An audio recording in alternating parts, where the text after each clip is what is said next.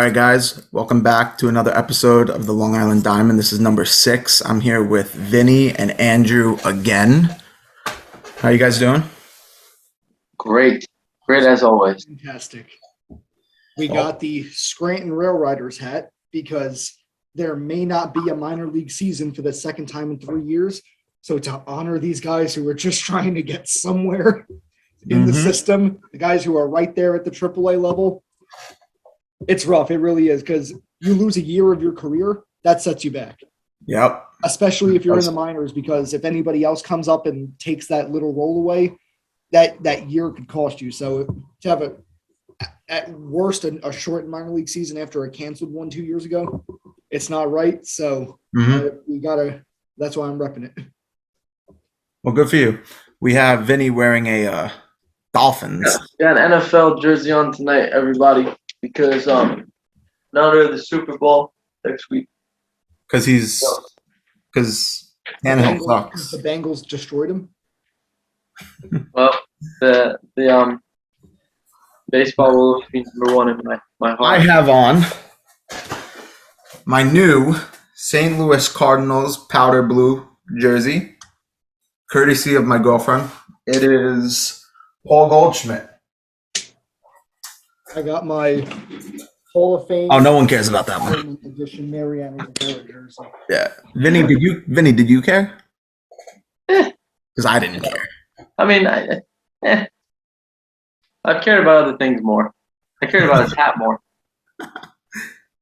True. I explained it a couple times what it was, but looks good on him. Thank you. Well, do we have a lot to talk about right now in the MLB world? I know I know Andrew has, I guess, somewhat of an opinion on the AAA season right now.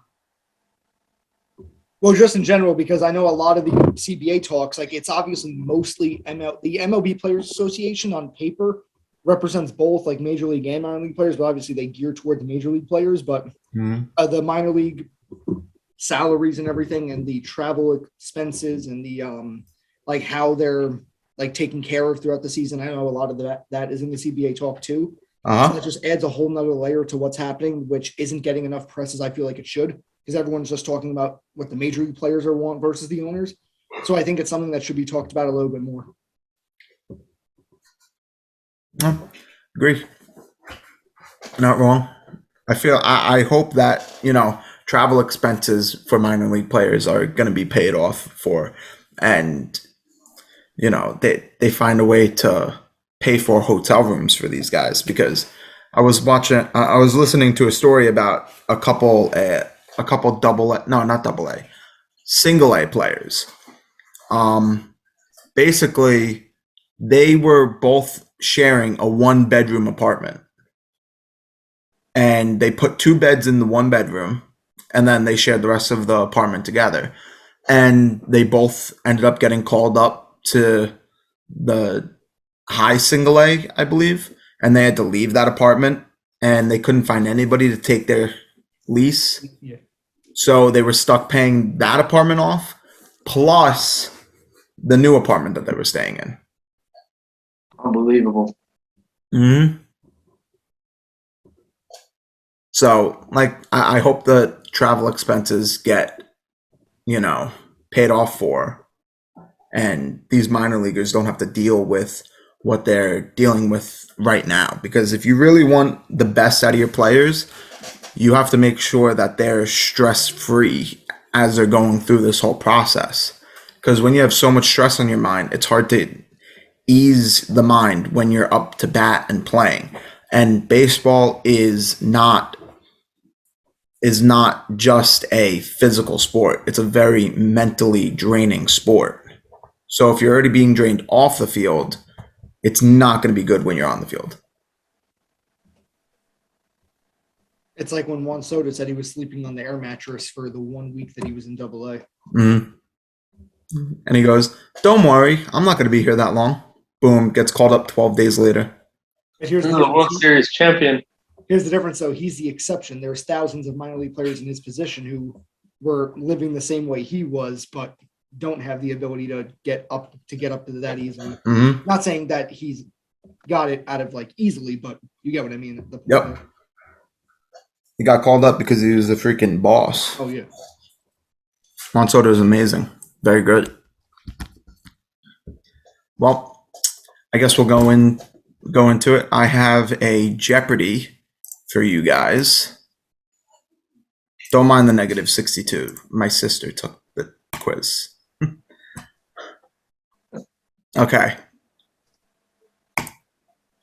So we got team 1, team 2. Jesus. Hold on. How'd that happen? Yeah. She must Let's have got just, like everything wrong. Good Lord. can I just do this?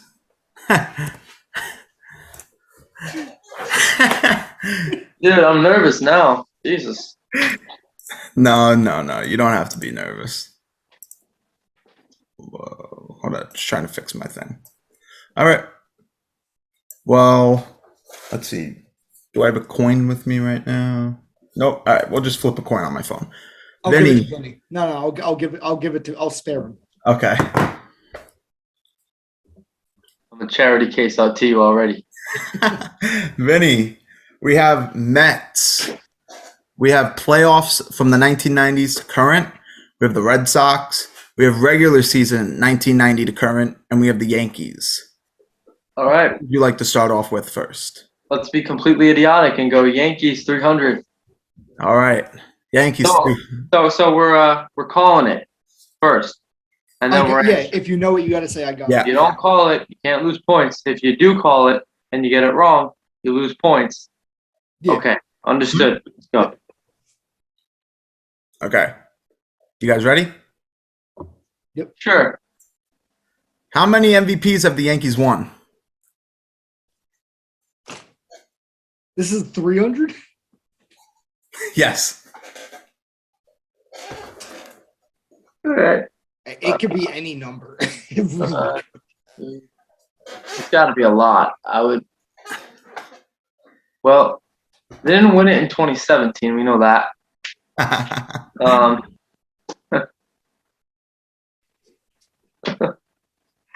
Yeah. Let's see. Mm, mm, mm. When did the MVP award even start? Was it like the 20s, 30s? Probably around there, but it's like the year it started is a huge difference because like if it existed in the 20s, then that's probably like 5 that Babe Ruth has that I wouldn't Well, I know. Nope. I know. I probably shouldn't say this, but I know Babe Ruth won one, I believe. So So I it, guess it was probably so it was invented like in the middle of his career. probably right in the middle of his career when he won one. Yes, I would say so. So yeah. Because I know a lot of a lot of the later guys have, but there's probably also straggler MVPs that I forgot about. Yeah. Jeez. I know how many the Mets won. 0.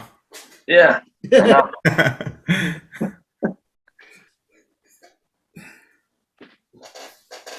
Oh man. I'm gonna Andrew, eyes up. Huh? Oh no, I'm like my phone's not even anywhere near me. I could think of a few.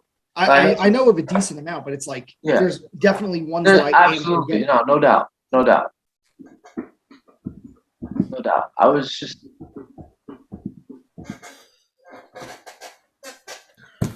I was just looking this stuff up too. I was just looking this up a couple of weeks ago, but I didn't.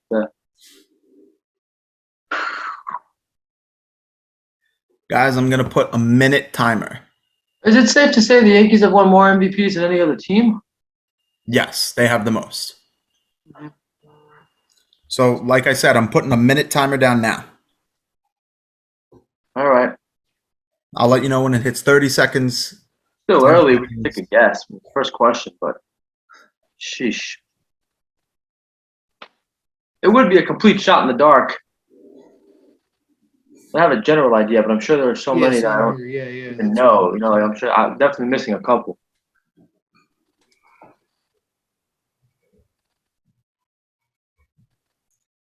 Space. 30 seconds. What's the space? I got it. Is it 15? Is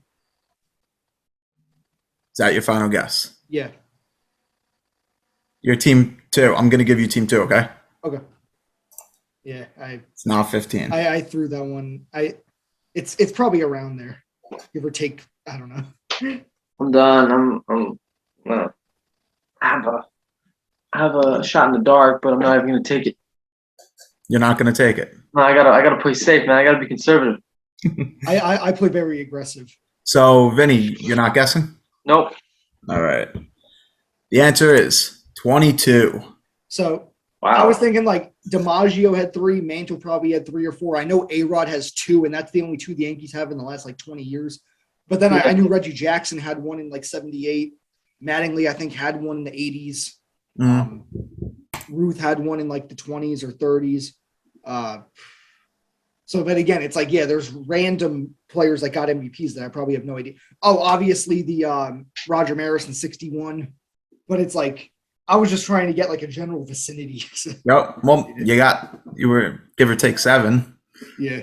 I thought I was going to be closer. I thought it was going to be like 18 or 19. No. I was off by more than I would hope. All right. Vinny, the board is yours. Let's go Yankees 200. Last Yankee to win either a Cy Young MVP or batting title. I got it. Is it A-Rod in 07? Or 2007, Aroyd. I had to do that for you. So, like, I thought I gave Vinny the answer by saying A-Rod got it twice, and that's the only one the Yankees had in the last 20 years. But no, I know he won it twice. But the year was necessary, and I knew the years were like 05 and 07. But I was thinking there was a stupid batting title somewhere in the last decade that I forgot about or something. Okay, so since you went Yankees 300, I'll go Mets 300. Most plate appearances in a single season for a Met. Like the amount of plate appearances, or just who the player was? I have it written down. In one single season? In the most in So like wait, so we have to guess what player had it? Yeah. All right, I got it. Okay, I thought you meant the exact amount of plate appearances. I was saying no one. Vinny said he got it. Jose Reyes. It's Jose Reyes. Sheesh. All right, Mets 200. Last player to hit over 300 as a Met. I got it. Jeff McNeil. Oh, what? Is it David No. Wright? Oh, I know who it is. Not right either. Unbelievable. I forgot that stupid guy. Who? It's Dom Smith, isn't it? It's Dom Smith and It's a stupid season that I forgot about when they played. That was yeah. 50-something games. All right, Vin, the board is yours. Mets 100. Who is the current owner of the Mets? I got it. That was Andrew. Steve Cohen. Good Lord. It is Stevie Cohen. Vinny, how'd you not know that?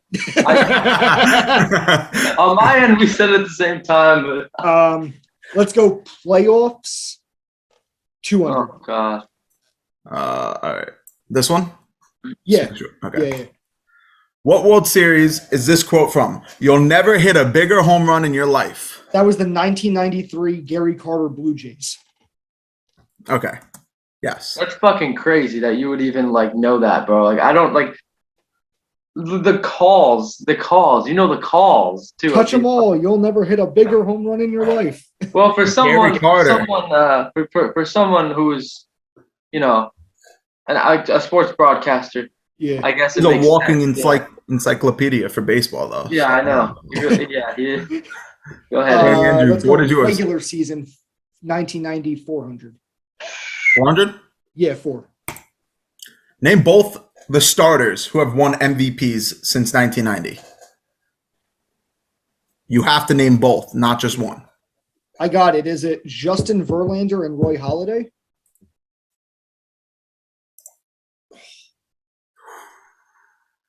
I know. Oh!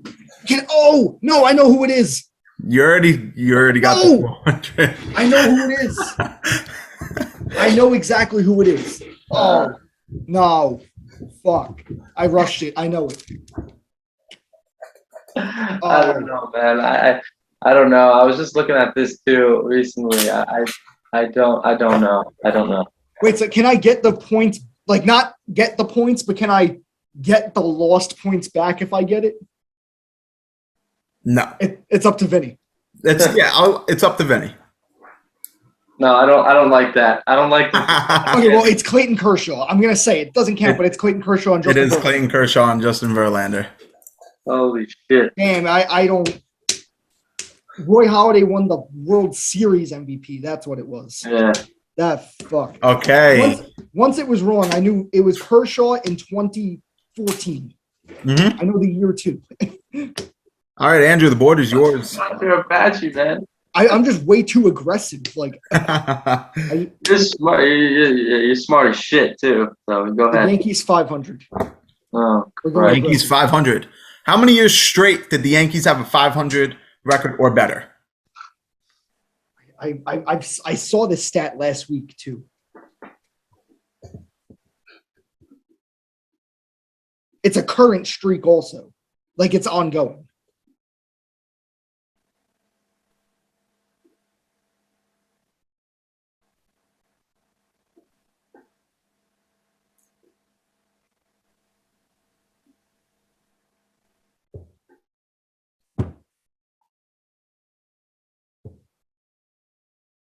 I don't want to give a guess because I don't want to lose the points, but I think I know the answer. Or like I'm give or take 2 or 3. Like I definitely know what give or take 2 or 3. But I don't want to lose the points. I don't know the answer. I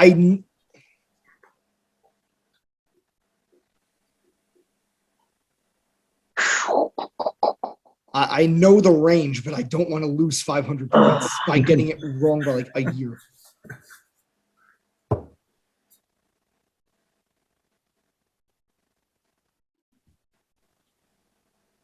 I'm not going to guess because like it's just not worth it. You have no idea? Well, yeah. I have a range, but it's just not worth giving an answer. Then No, I don't. you guys I'll concede. give a guess, but not for no. I'll right. give a guess, but not have it count as. So you guys want to concede it? Yeah, but can I give a guess? Yes. 27. 39 Oh, straight years. okay, I'm glad I didn't even. I knew it was on. That stupid number 27 is just always in his head. That's why.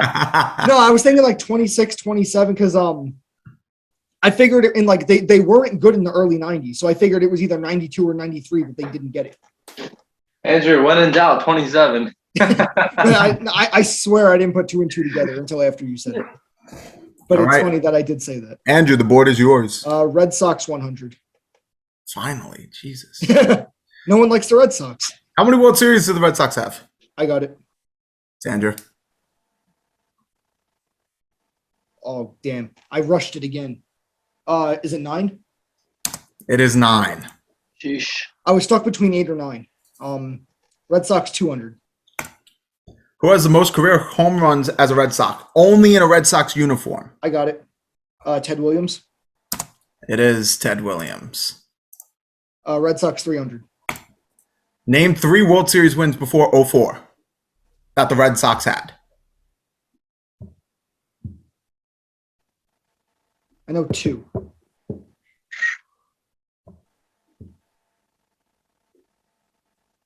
I got it. Is it 1903, 1917, 1918? You got 2 of them right. Vinny. Forget about it. Yeah, right. Vinny's not going to guess any question. Yeah, right. Yeah, Vinny plays very conservative. I'm just like, if I play way too aggressive. So space it. Yeah. Done. 03, 12, 15, 16, 18. I said 17. Yep. I was thinking like 19. I knew there was one in the teens before 18. And I was like, is it 11? Is it 13? Is it 17? I was like everywhere other than the ones it was. And I knew there was a back-to-back too. It was 15, 16. I thought it was 17, 18. I'm 1 year off. God, and it cost 600 points. 1 year costed me 600 points. Regular season 200. That's this one, right? No, that's this regular. one. Yeah, that one. What player has the most RBIs in a single season since 1990? I got it. It's Barry Bonds. I did it again, didn't I? It is not Barry Bonds. I did it again. Who is it, dude? Shit. So many names. Since 1990. Damn it, dude, it's a big range, man. I was just looking at all this shit too, but I don't remember 30. it. I'm giving you 30 years. 30 fucking years is a long time. Do you want me to give you 5-year range? No. 1990, holy shit. Oh, all right. I got it. Albert Pujols. It's not Albert Pujols. Vinny's only Manny ahead because he's not Ramirez. guessing anything. 165 RBIs. Holy fuck. The only reason Vinny's ahead is because he's not guessing anything.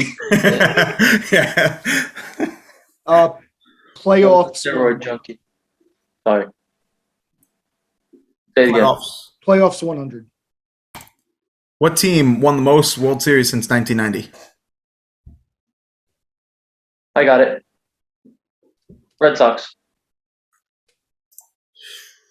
Not the Red Sox. Oh, fuck. It's not the Red Sox. It's right. the Yankees. It is the New York Yankees. What they won? 6? 5? 5. Won 5. Um, They won 4 in the 90s. No, they won 3 in the 90s, 2 in the 2000s, before 10. 3 in the 90s, 2 in the 2000s. Yeah. Playoffs 500.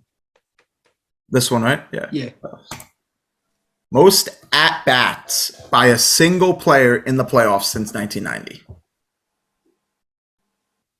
And this is their... Now, this... Let me put it this way. It's not a single season. It's their career. Oh. Derek Jeter. Hold on. I got to look at it again. This is 1,000 points. Wait, is this this is the 500 one? Yeah, this is 1,000 points. Derek Jeter was in the playoffs like every year. Okay, thank you. Okay. I'm about to say. I would have been awesome. He takes the lead. He was in the playoffs every year of his career, but twice. So, like, I figured he has to have a ridiculous amount. Yankees 100. Last playoff appearance. I got I it. got it. Vinny. So wild card counts. Yes, that's the playoffs. Yes. 2021. Okay, that's fair because I got the 100-point Mets one by a quarter second. He got the 100 Yankees one by a quarter second. All right. Regular season 100. What player has the highest batting average in a single season since 1990?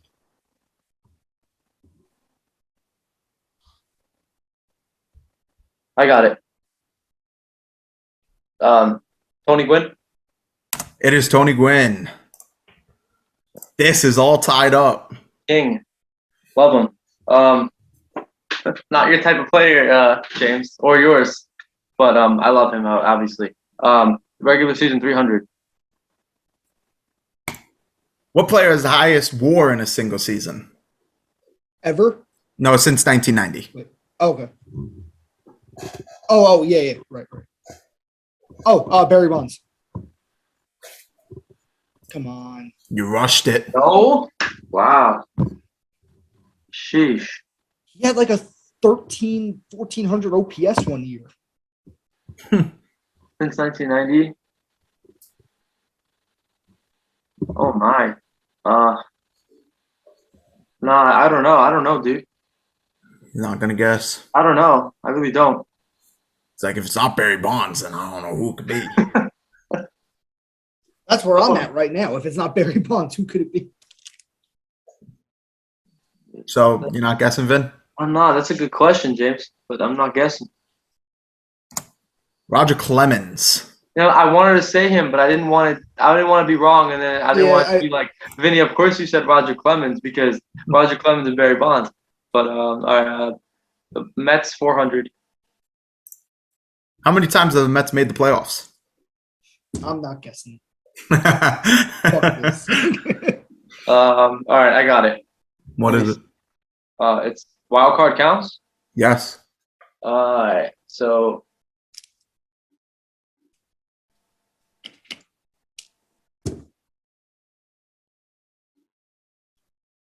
Wait. Okay.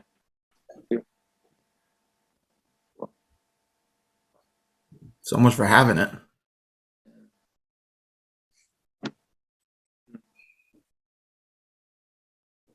Start playing the Jeopardy music for real. Okay. I'm gonna say 9.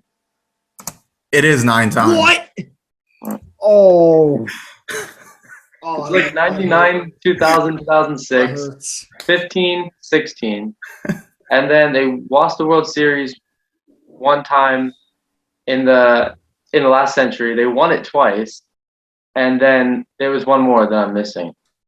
Right? That's 8.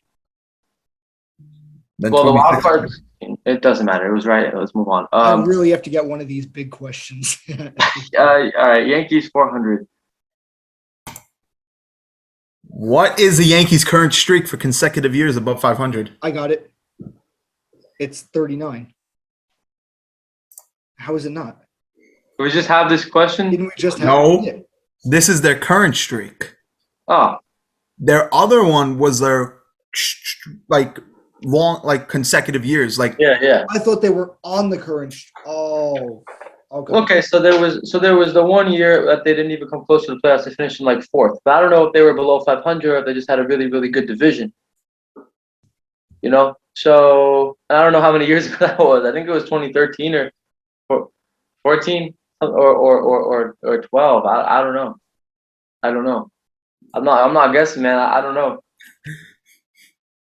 So you're not guessing? I'm not guessing. I'm conceding. This must be the one that I thought was like in the early 90s. 30. Okay. 30. Oh shit! So I was right. Early 90s, they missed one. I didn't realize it was 2 separate streaks.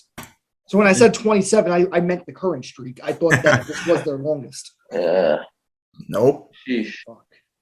I'm gonna All right. I'm gonna lose this. Vinny's gonna win. All right. Playoffs 300, I guess. Which team has the most World Series losses since 1990? I got it. No, he doesn't.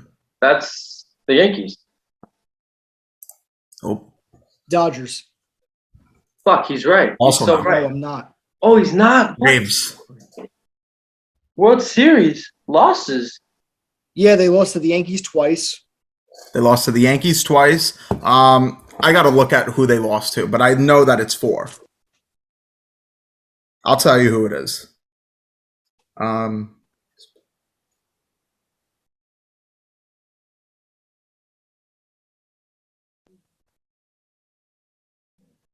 Seriously, wow. They lost to the Yankees in '99. I think. So the Braves lost to. They lost to the Angels, the Twins, and Blue Jays also. Wow. They lost in 1991 and 1992 to the Twins and Blue Jays, and then they lost in 96 and 99 to the Yankees. So the Yankees have like the all-time most World Series losses because they had the all-time most World Series appearances, I think. So maybe that's what I was thinking of. Yeah, but they don't. I figured it was the Dodgers, but yeah. How many do the Dodgers have? The Dodgers only have 1 World Series. No, 2 World Series losses, or 3. They have 1 in the 90s, and then they have back-to-back in 17-18. Oh, so they haven't lost any then? Well, no, since the 90s. Wait. They lost 3 times since the 90s. Oh, okay, so I was 1 off. Okay. Yeah. Okay. All right.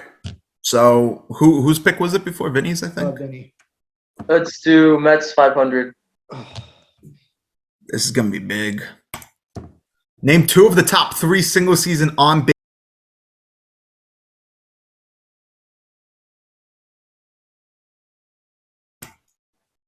All right, well, we are back, and we're getting ready for this question before it was cut off. So the question is, name 2 of the 3 single-season on-base percentage records as a Met. So do I have to name the on-base percentage, or I have to name? No, you just have to name 2 of the players. Name 2 of the. Wait. I have to read this question again because I'm half stupid. So, name 2 of the top 3 single-season on-base percentage records as a Met. So in all franchise history, there were 3. Yeah, this is just since 1990. Yeah, and for this franchise since 1990. Oh wait, no, actually, No, this is all time. yeah, this is Oh, their this all time. is Mets. This You're is their right. all Yeah. time. Okay. So so there were 3 players that had top on base percentage, obviously, in 3 different years for the Mets, and since the beginning of since since the Mets started. Yes. I have to name 2 of those top 3 players. Forget the rest of the league. Yeah. Yep. But these 2 players may not have been league leaders. They No. were just They were just top Mets. Yes. Okay. I understand.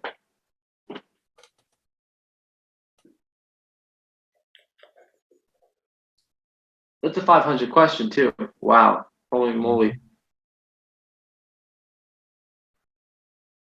I would guess if I knew Andrew was going to, but I don't think he's gonna. I'm gonna guess after you guess. Of course you will. But then I'm gonna end up guessing, and you're gonna be like, nah. Next question. Maybe. Oh man, because I want to guess. I do want to guess. And I'm giving you the opportunity Well, to do so. listen, Benny, to be fair, you are up by 1,100 right now. Yeah, but listen, man. 2 questions. I get this one wrong. He gets it right, and he's 500 question away from being right there.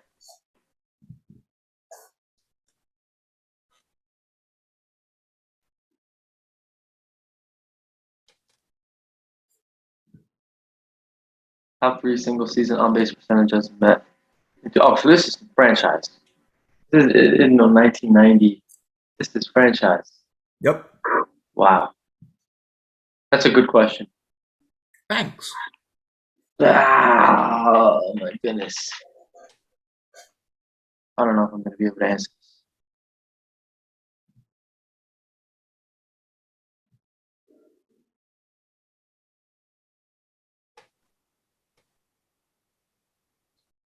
I don't know. I don't know if I'm gonna be able to do this, boys. This is a good one.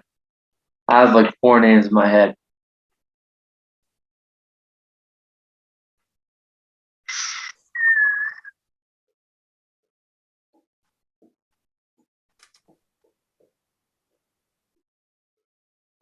Sheesh.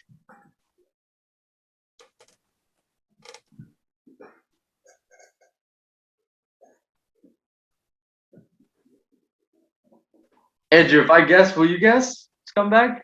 I will guess if you guess. I will. But then I might give you one of the answers. So you're waiting for me to guess first. Or I'll just completely give 2 answers I know is wrong. So then you'll be like, oh, well, maybe that's right because he thought of that. Or maybe you get it right and completely pull the game out of my hands. I just don't think it's gonna happen. But 2 of the 3 makes it a little bit better. You know, 2 of the 3 is good. Sheesh, man. I want to guess. I really want to guess. I really do.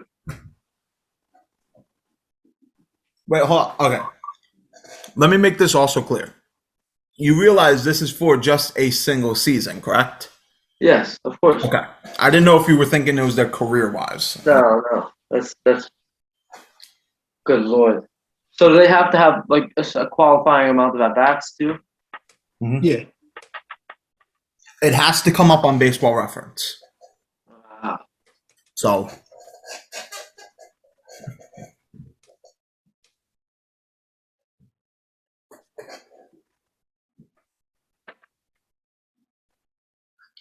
Well, oh never mind.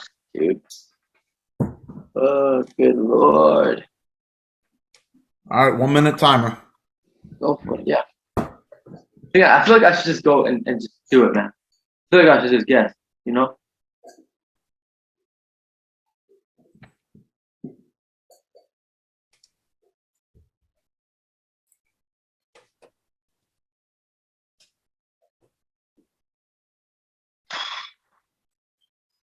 Ah, man. 30 seconds. Hasn't met. Come on. This can't be that difficult. I have 5 names in my head, man. I have 4 names in my head. I just want to spit 2 out. I just want to spit 2 out. If I'm off, I'm off. But oh man. 10 seconds. 5, 4, 3. Come on, Andrew. You got it. No, you guess One. first. Okay, are you not? Wait, Vinny, are you not guessing? I don't think I could guess. Okay, I'm going Darryl Strawberry and David Wright. He made the guess. Now, is he correct? You know what I'm going to do? What? I'm not gonna add points or deduct points. Okay, I'm gonna click it and see if, and you see your fate. Okay. Yeah, he's Okay. probably right. Since you're like, well, yeah, he's probably right. But I wasn't even thinking of David Wright. I'm not gonna lie. It's not letting me click the space bar. There we go. John Olerud twice in 1998 and 1999, and Edgardo Alfonso in 2000 are the top. I would have never said. I Never. would have never said any of those guys. I was gonna Like, say. to be Mike fair, you Piazza. shouldn't have done the same player twice, though, because it's not 3 separate players. Because you had to guess 2 players. Like, you, Yeah, with the way the question was worded, you made it sound like there was 3 players. We needed to choose 2 of them. But we just Edgardo Alfonso. that's We why had it was to the guess 500 the that's 2 why it was the players. 500-point question. What? That's why it was a 500-point question. But it wasn't 2. It wasn't. Yeah, 2 but it of was 3 supposed to be tricky. But it wasn't 2 of 3 players. Okay, I'm sorry, I didn't make it. I was It trying to. literally It was wasn't supposed to be named 2 of tricky. the. It literally wasn't named 2 of the 3 It was players. supposed to be tricky. But the question, it wasn't just tricky. It was wrong No. because it wasn't 2 of 3 players. Okay. I'm sorry. Scott Patch is right, man. Okay, He's right. so Vinny, do you want him to have his points deducted? Of course I do. But he decided to guess and he got it wrong. I mean, what am I going to say? But Listen, the question wasn't even right. No, I understand. But It literally still. wasn't 2 out of 3 players. Okay. It was 2 players. But would you have ever in a million years gotten John Olerud and Edgardo Alfonso? But if the question was name the 2 players, I wouldn't have guessed at all. Okay. Okay, you know what? He makes a case when he says that, at least. That's a good point. We could do this. I can't believe Edgardo Alfonso even had a. That's just weird to me. All right, Wow. let's see if Vinny will agree to this. We'll spin a wheel, and whatever it lands on, we'll either deduct or not deduct. Spin a wheel, for Spin a Christ's wheel. sake. Yeah. I just don't think the question shouldn't count because I was thinking 2 Yeah, of yeah. 3 players. No, the question. Since the question was wrong, I think you should just take out the question. Yeah. Like we never Okay, did. so it doesn't count. All right, it doesn't count. Yeah. Okay. Okay, so he's back to negative 1,000. Yeah. Andrew, you could still win this. I can. You definitely can. The Yankees questions being out hurts. Yeah, that it does. All right. Let's go with Red Sox 400. Name all the teams that the Red Sox have had. All the team names. And this isn't nicknames. This is their actual names. Okay.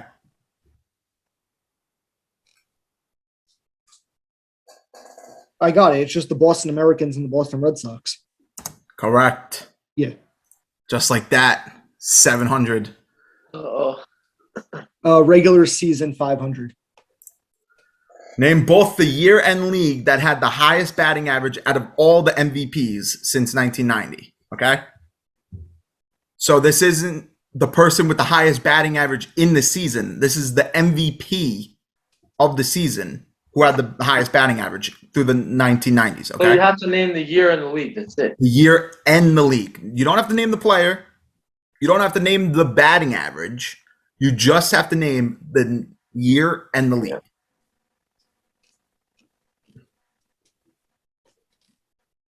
I'm terrible with years, dude.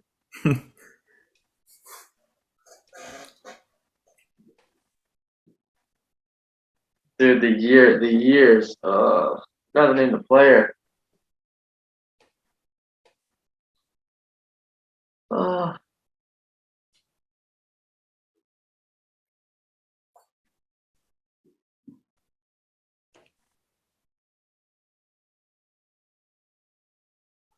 gotta know the player. I don't know what year.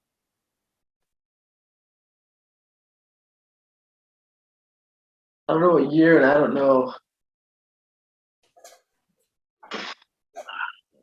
Oh, This yeah. will be very tough for Andrew if no one answers this question.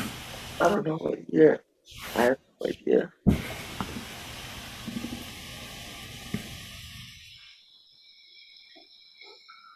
Uh, 7.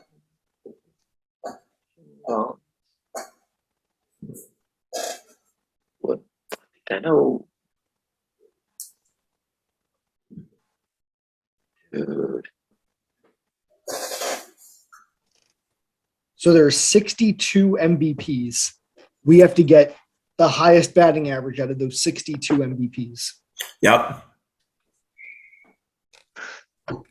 Know the player. Should be 1,000 points, but there is no 1,000 point. I don't know. I don't know. I could probably think of the player. I don't know what year. Well, I don't think you could use the same player.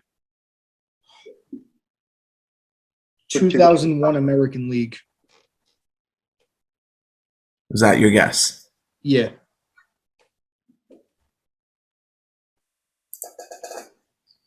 I'm done. That was it.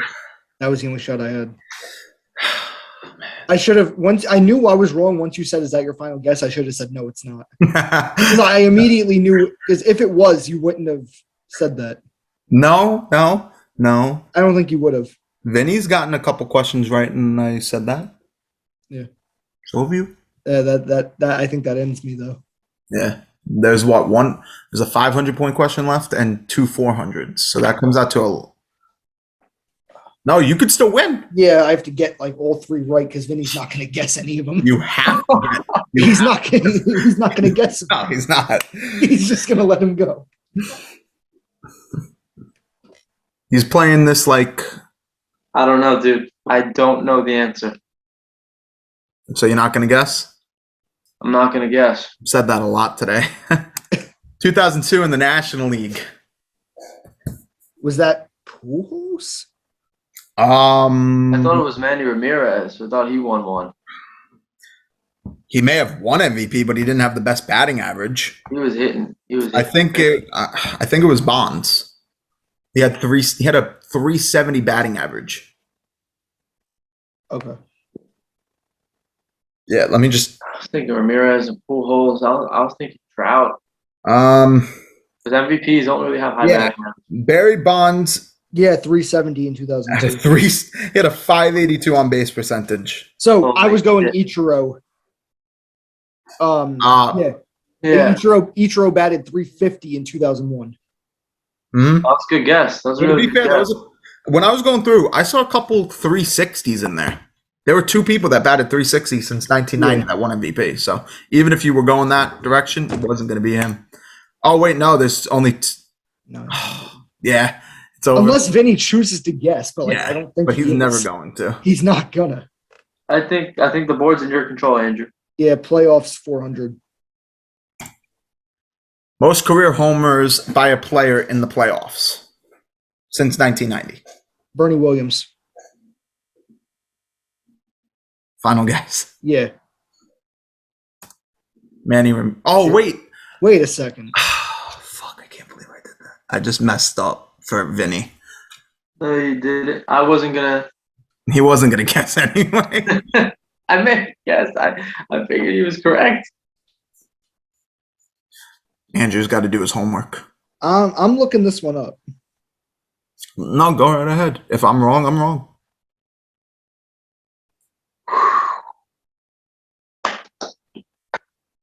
So much Manny Ramirez in our minds tonight. He was the answer to 2 questions I've Yeah, that's true. And I thought he was the answer to another one. He was the answer to 2 questions. A 22. Bernie Williams. Yeah, so he's number 3. He'd be in 3rd place then because Jose Altuve has 23. Yeah, probably. All right. Well, yeah, even if he gets it wrong and I get it right, there's no point. I just want to see, like, if you guys get this right, okay? Because if any of you guys actually get this right, automatic win. Winner. No, this question, winner takes all. Winner takes all. This question. Only if Vinny agrees to it. No. All right, Vinny does not agree to it. If I any can't of go you guys- 0-3. I can't go 0-3. I'll no, I was being All masculine. right, are you guys ready? You guys This is ready my for a worst question? performance ever. Go for it. Who was the first ever Red Sox owner? Some stupid Broadway guy. Andrew fucking Carnegie. Rockefeller. Final guess it. Yeah, final guess. Andrew Carnegie. He goes negative. Yeah, I would just take the positive win at that point. Yeah. I don't know the guy. I don't know the guy's name. His name is John Irving Taylor. I didn't know that. And That let was me a put it dick this question, way. Jim. Let me Dick put it- question. Hold on. Let me put it this way. He's not some Broadway guy because he sold the Red Sox in 1911 to the some Broadway guy. What was that guy's name? I don't know. I hate him. I despise him. Well, I'm not like I'm trying to think. So if I got the Kershaw question, what was that a 300-point question? Do you know? the Kershaw question was 400. So that would have been an 800-point difference. Now, I lost by 1,100, but I would have played differently if I wasn't down 1,000 the last 4 questions. It's like if I got that 800-point differential, that would have completely changed the way we both played. Listen, I'm Vinny. Vinny, let me put it this way. You did not dethrone Andrew. I dethroned Andrew with the questions. He just sat back and watched it go down. He sat back and watched me like bomb question after question. No, because you after winning the last 2 times, you were like, okay, I gotta have a super hard Jeopardy that because you knew I was gonna guess questions and he probably wouldn't. I literally sat here. I'm not joking. I finished this Jeopardy at 6:55. Okay, I sat here from 3:30 to 6:55 putting this all together. Trying to make it as hard as possible. Yeah. I sat here for 3 hours and 25 minutes. Did you figure like maybe I would win that I would lose simply because Honestly, listen, swear to God, like I put my hand up, I really thought Andrew you would have won. I didn't think you would have won by how much Vinny ended up winning by. But I honest to God thought that you were going to win probably by like a 500-point question, like something like that. But you lost. the 800 points that I lost from the Kershaw question hurt because as soon as I said it, I knew it afterwards. Well, I think I should hang this up for every single one of our podcast episodes. Just put it in the background, and it's just a token of a reminder that Andrew is no longer undefeated. You're welcome, James. Vinny, I will copy I did what this you for could you. not do.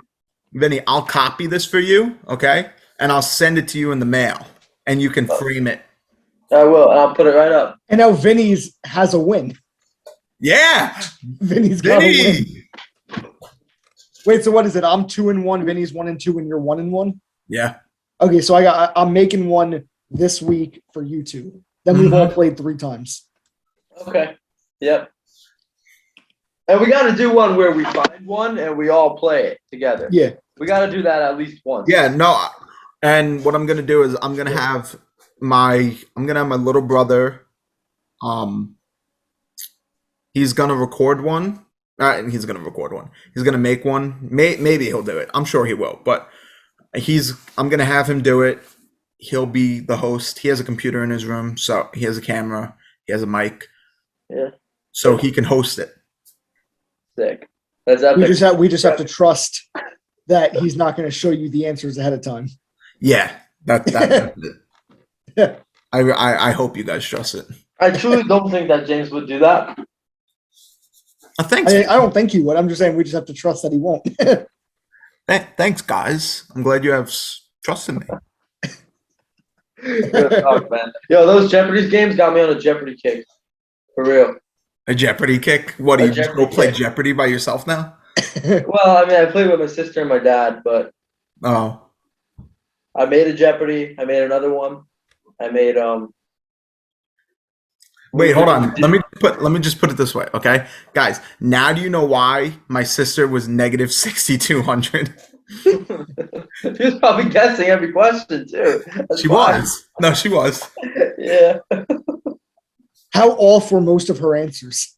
Like, did she get She like got 2 questions right. It must have been 100 or 200 points because that's like nearly impossible. That's Vinny pulling? I think Vinny pulling 9 times that the Mets made the playoffs out of his ass that completely changed. Hey, yo. Let me just I- recreate Andrew's reaction to that. Ready? He was like this. He goes, I wasn't going to guess either way, but I didn't think he was going to get it. That was no, count with me. Fucking 16, 15, 99, 2000. They lost the World Series, I think, to the A's. 86. They lost it to the A's. 60. They won it in 86 and 69. That's 2. They lost to the A's. That's 3. 99, 2000. That's 5. 73. Okay. 15, 16, and 2006. That's 3. 1, 2, 3, 4, 5. Okay, so I have like 8. So 2000. the 9. Yeah, 2000. I know. Would be the Yankees. 2000. The Braves, the Yankees, 9, 2000, 2006. Here, I'll go to the Mets Wikipedia. That's 3. 15 and 16. That's 5. Wait, what was the wild card game when they lost to the Giants? 16. Okay, yeah, so they didn't count that. Okay, so they made the playoffs. So someone hold up a finger. I'm going to count out all the years, okay? They made the playoffs in 69, 73, 86, 99, 88, 88. That's what I was missing. Yeah. 2000, 2006, 2015, and 16. That's and it. 2016. Yep. There you go. Your That was me being a New York Mets extraordinaire, connoisseur. The poverty Mets. I mean, if you asked how many times the Yankees made the playoffs, no way would I have known that off the top of my head. Yeah, 35. I know. It's a lot harder to. Yeah. I knew that off the top of my head. How many? 35. You probably thought about making it a question. Nope, I didn't. I've known this for. I've known this. It's got to be more than that. 35, really. Oh wait, no. It's a lot more than 35. Hold on. No. Sorry, I was thinking it differently. They've made it to the World Series 35 times. No, more, 41. They have 14 World Series losses. Okay, then what's 35 that I'm thinking of? Well, there was 31. That question with the. No, it had nothing to do with their like regular season. I think it had something to do with their not the the playoffs, but I guess maybe I'm like thinking of a random freaking stupid number. It's the best I could do. Oh, and new lockout news.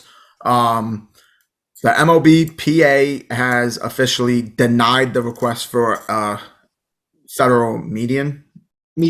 Yeah. Mediator. So looks like they'll be talking again. I think they're meeting up in Orlando on Tuesday. Just the owners, not the. Oh, just the owners? The owners are going to come up with their own counter proposal to the MLBPA. Okay. That's from Tuesday to Thursday. The owners and the league are going to meet.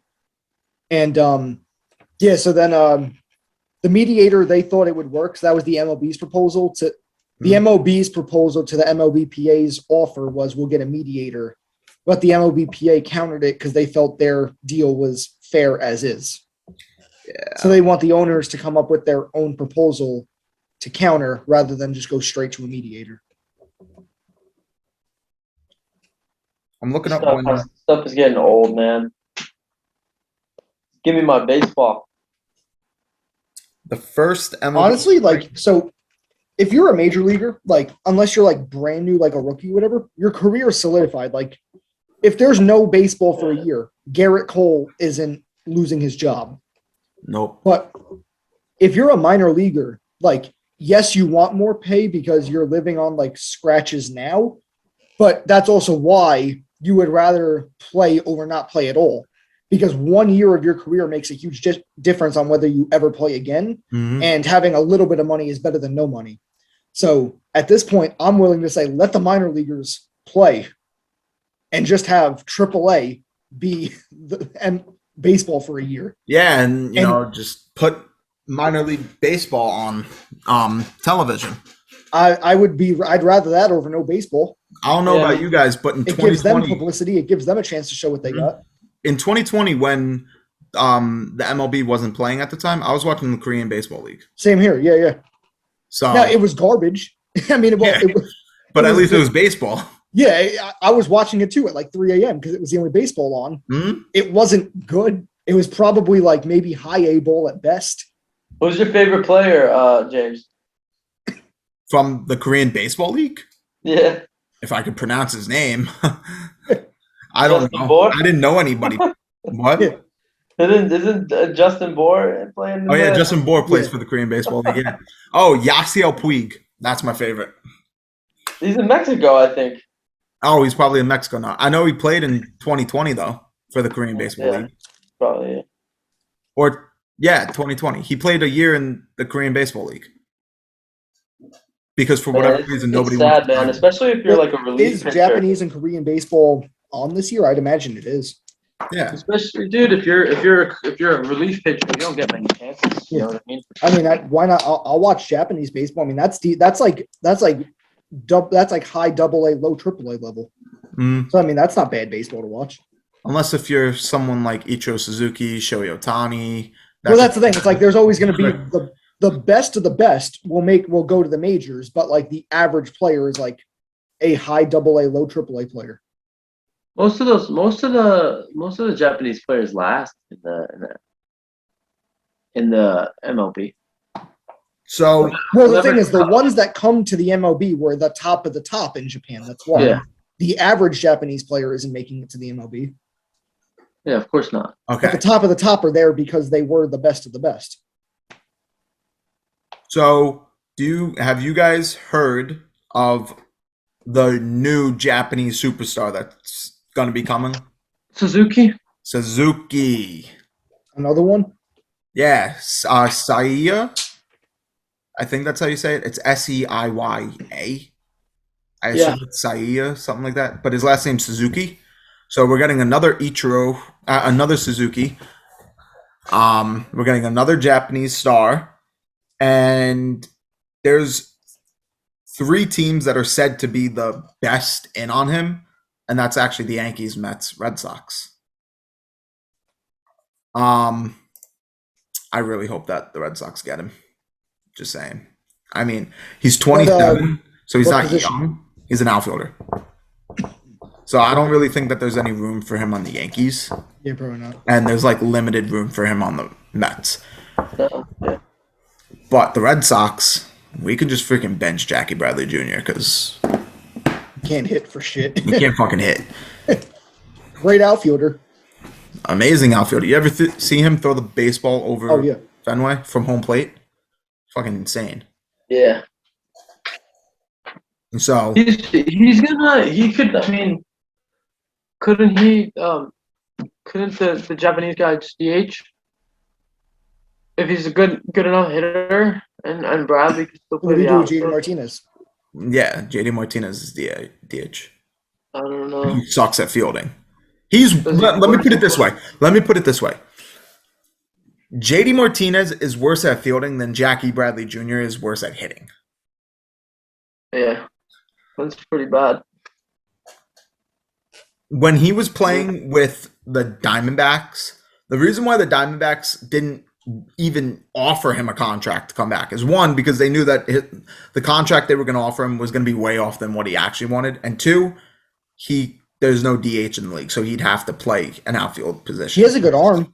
He just doesn't. Yeah, he just can't field. Yeah. That's it. I mean, what's good of your arm if you can't get to the ball? And that's kind of what the Yankees' issue was with Stanton, is that he doesn't move well, but his arm is still probably top 10 in the league, but he DHs. Fucking can't. So, it's tough because it's like it feels like it's a waste of an arm, but yeah, what are you gonna do? at least Cespedes can freaking like somewhat track down a baseball.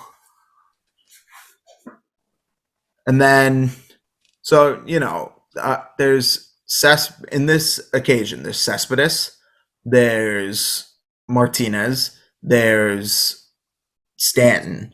All these guys have like an amazing arm, but like they could barely track down a ball for shit. So that I bring that into question.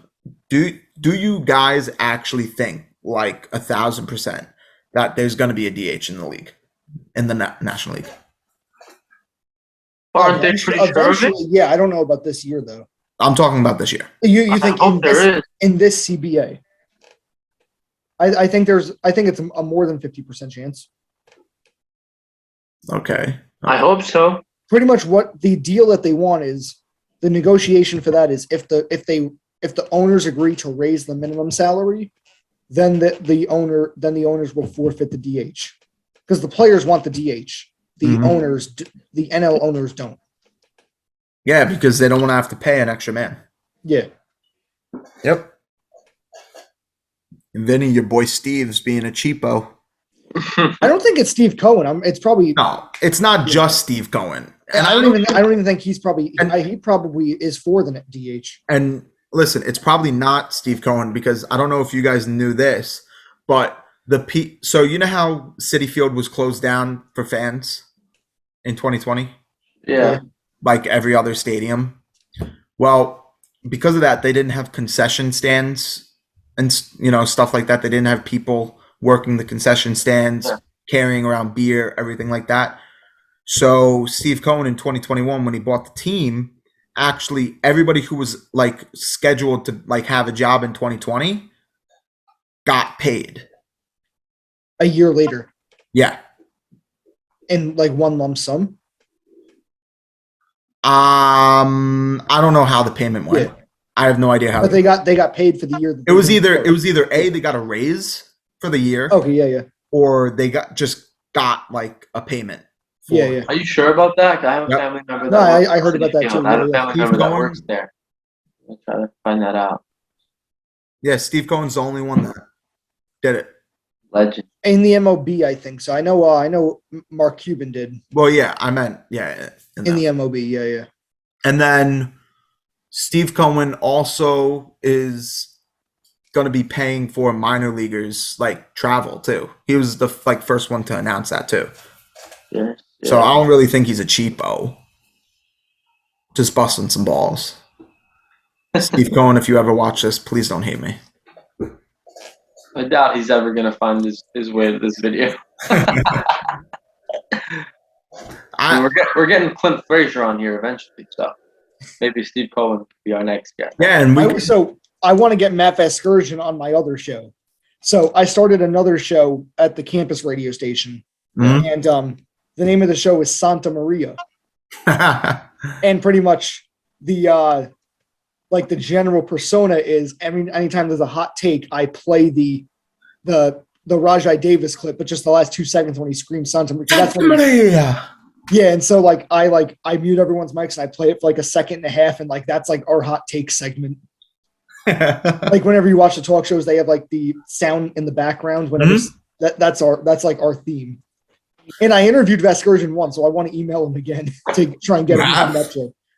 It was right after the pandemic hit, and the director at the radio station was telling me that like all the professionals in all the media industries have like nothing to do, so a lot of them will be willing to like talk. So I DM'd probably like 200, 300 people, players, people, and everything. The two people that got back to me saying they would do it is Jack Curry of the Yes Network and Matt Vasgersian. And it was the Jack Curry interview. It wasn't bad, but it was like I was a little nervous. It was my first time doing it, like interviewing someone of like that kind of status. But the Vasgersian interview was like 11 minutes long, and it was very good. Very nice guy. Fucking lucky, man. I didn't even it wasn't even for anything. I kind of just said like, "Hey, can I interview? It will play like on the station." And he put it on the automation like back like 2 years ago when I did it. It was like May 2020. So freaking lucky, man. That's lucky. Like I think it was Jack Curry who like just started his Instagram recently before, so he didn't really have like a social media guy. That's the thing. Like I was also DMing like ever. So like again, like Mike Trout's never gonna see my message, but like Imagine he did. Matt Vasgersian at the time, he had like less than 10K followers on Instagram, so it's not like he's getting a million DMs. Yeah. So it's like some random college student wants to interview me for his college radio station. Yeah, why not? I got 10 minutes to spare. How many followers do you think the MLB has on Instagram? I think it's a few million, like 5. I'm blocked, so I don't know. Don't ask me how that happened. Okay, so they have 8.2 million. Okay.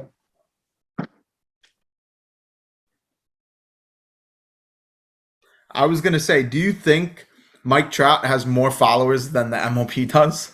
No, I think Mike Trout's only got like 2 or 3. Yeah, he's got. He doesn't 2. have that many. What? He's got 2. 2? Yeah. Yeah. Technically 1.9, but Yeah. 2. I don't follow him. I didn't even know he had an Instagram. I follow him. Yeah, Matt Vasgersian only has, as of today, 5,800 followers. So at that time, he probably had less than 2,000. Wow. Yeah, I don't follow many. Yeah, that's baseball players. what. Okay, it wasn't Jack Curry. It was Vasgersian. Vasgersian started his Instagram April 2020. I DM'd him May 2020. So that was like when he like I might have been one of his first ever DMs. Actually, Vinny, aren't you blocked by a couple MLB players? No, players, no. I'm blocked by MLB. I'm blocked on multiple MLB accounts. I'm blocked on they have an account for fielders. They have a defensive highlights account. I'm blocked on that one. I'm blocked on MLB account, and I'm blocked by MLB Elites, that page. He's not affiliated with MLB in any way, I don't think. Yeah. But I'm blocked by him. A funny thing. My little brother, okay, he's a Met fan. So back in 2019, when Edwin Diaz was blowing save after save after save after save, yeah, Vinny, you know what I'm talking about. Yeah. He DM'd him every single time that he blew a save. He got blocked by Edwin Diaz. Of course he did. That's moronic. That's completely moronic. I feel bad for these baseball players, dude. Yeah, David, my little brother, he would say, fuck you, you blew a save. Why do you keep blowing saves? You suck, you're so bad. And How old was he when this happened? Like, that's a super 14-year-old thing to do, so I'm going to say about 14 or 15. Yeah, he was around that age. Okay, yeah. Understandable. Because in 2019, I was 17, 2 years. He's about 2-3 years younger than me, so. I'm not blocked by any players, I don't think. No. I wouldn't do anything to get blocked by players. All right, Vin. So why did you get blocked by who? I got blocked by MLB, yeah. I don't know. I don't know when it was. I think it was during the Subway Series, and I don't know. I think that they posted like something stupid that someone did that wasn't even like a grand highlight, and I made a crude comment about how they tend to the Yankees a little too often, but I didn't say it in such a sweet way. And I ended up getting blocked by MLB. And somehow I got blocked on multiple different MLB accounts affiliated with MLB. I don't know how, but I did. And MLB Elites blocked me for the same reason, because I was saying that all he does is talk. He'll post like a stupid post, and then somehow it'll come back to the Mets. Like, you can't even post about the Mets normally without being a douchebag about it. And he'll bring everything back to the Mets in a negative way, or the Yankees in like a positive way. Every time, like once in a while, he'll like clown on Yankee fans, but I have a feeling he's a super he's got to be like a super fan, like a Yankee super fan or something. I don't even. It's probably just because Yankee fans make a good portion of baseball fans, so you got to appeal to them sometimes. Yeah, I guess so. To keep it, especially if like his page is mostly Yankee fans. Well, maybe. Yeah, I don't know. I don't like his page. Actually, I do like his page. I like his page. He posts good stuff. But I don't like. What's the page called? MLB Elites? _ yeah, I think. He actually does post good stuff. He does. I might be blocked too because I don't even see it. I know I'm not blocked. Like I don't even know what page. I've never even heard of the page. Yeah, yeah. Try it. Yeah, I don't see it. On the podcast account. Try it on the podcast account, and maybe you could find it on there. Did he delete? Did he delete his account? Oh, he may have deleted his account because I can't see it. Oh shit! So maybe you're not blocked. Finally, dude. So maybe you're not even blocked. No, he was blocked because I was definitely blocked. I sent him a post and it said can't, like, it was unavailable.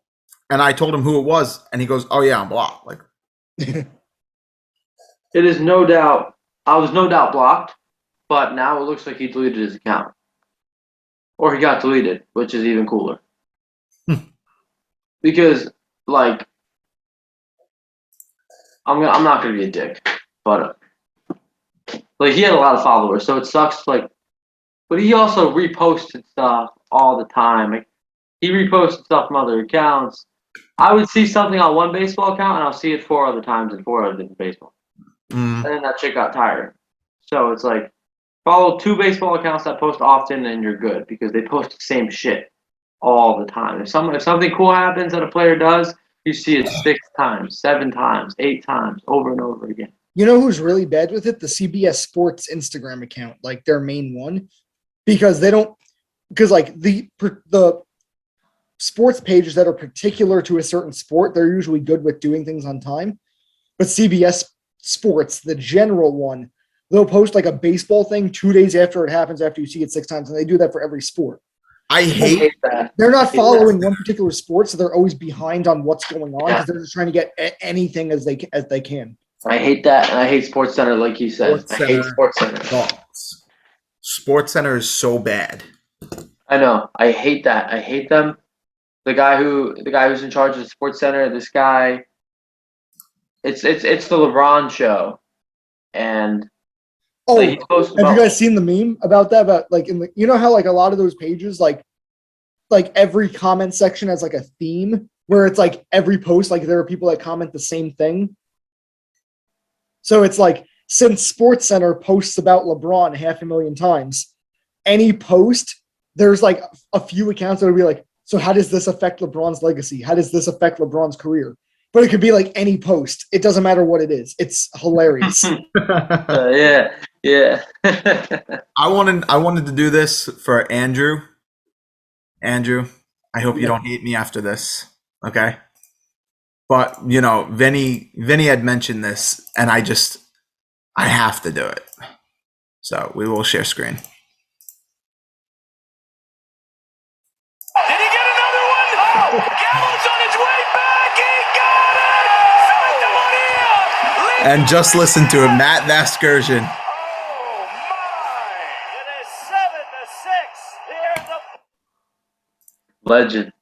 And there's not only, I'm going to pull this up so that you guys don't see it, but there's another Matt Vasgersian one that is iconic.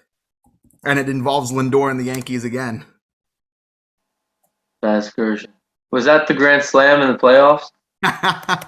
It's not like they won the series, though. Yeah, they lost the series. It's not like the Yankees went to the World Series. Wait, what year was that? 18, 17? That was 17. 17. Yeah. 16 the Cubs. 16 the Indians went to the World Series. Yep, it was 17 because it was the year after the Indians went to the World Series against the Cubs, and I thought that the Indians were going to go to the World Series again. Yeah. Little did we know that the Yankees would magically become good in the playoffs, but they'd lose to the better team in the Astros. And that's all we have to say about the 2017 Astros. Were they better? Were they actually? Oh my God, no way. All right, so you know how I made the comparison between these two things, okay? It was Lindor. It was against the Yankees. It was Matt Vasgersian, okay? Yeah. There's another comparison. It was off of Chad Green both times. Chad, yeah. I know. He owns Chad Green, they say. Chad.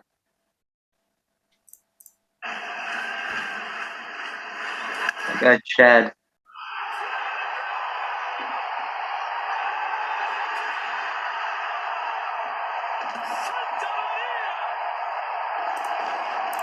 That is spine tingling. Fine. Did they win that game? They won that game, but not the series. So That was the only game. That was the only game in the series they won. Yeah. They were up 2. No, they were up 1-0. So they were up 2-0 and they lost the series. Wow. What?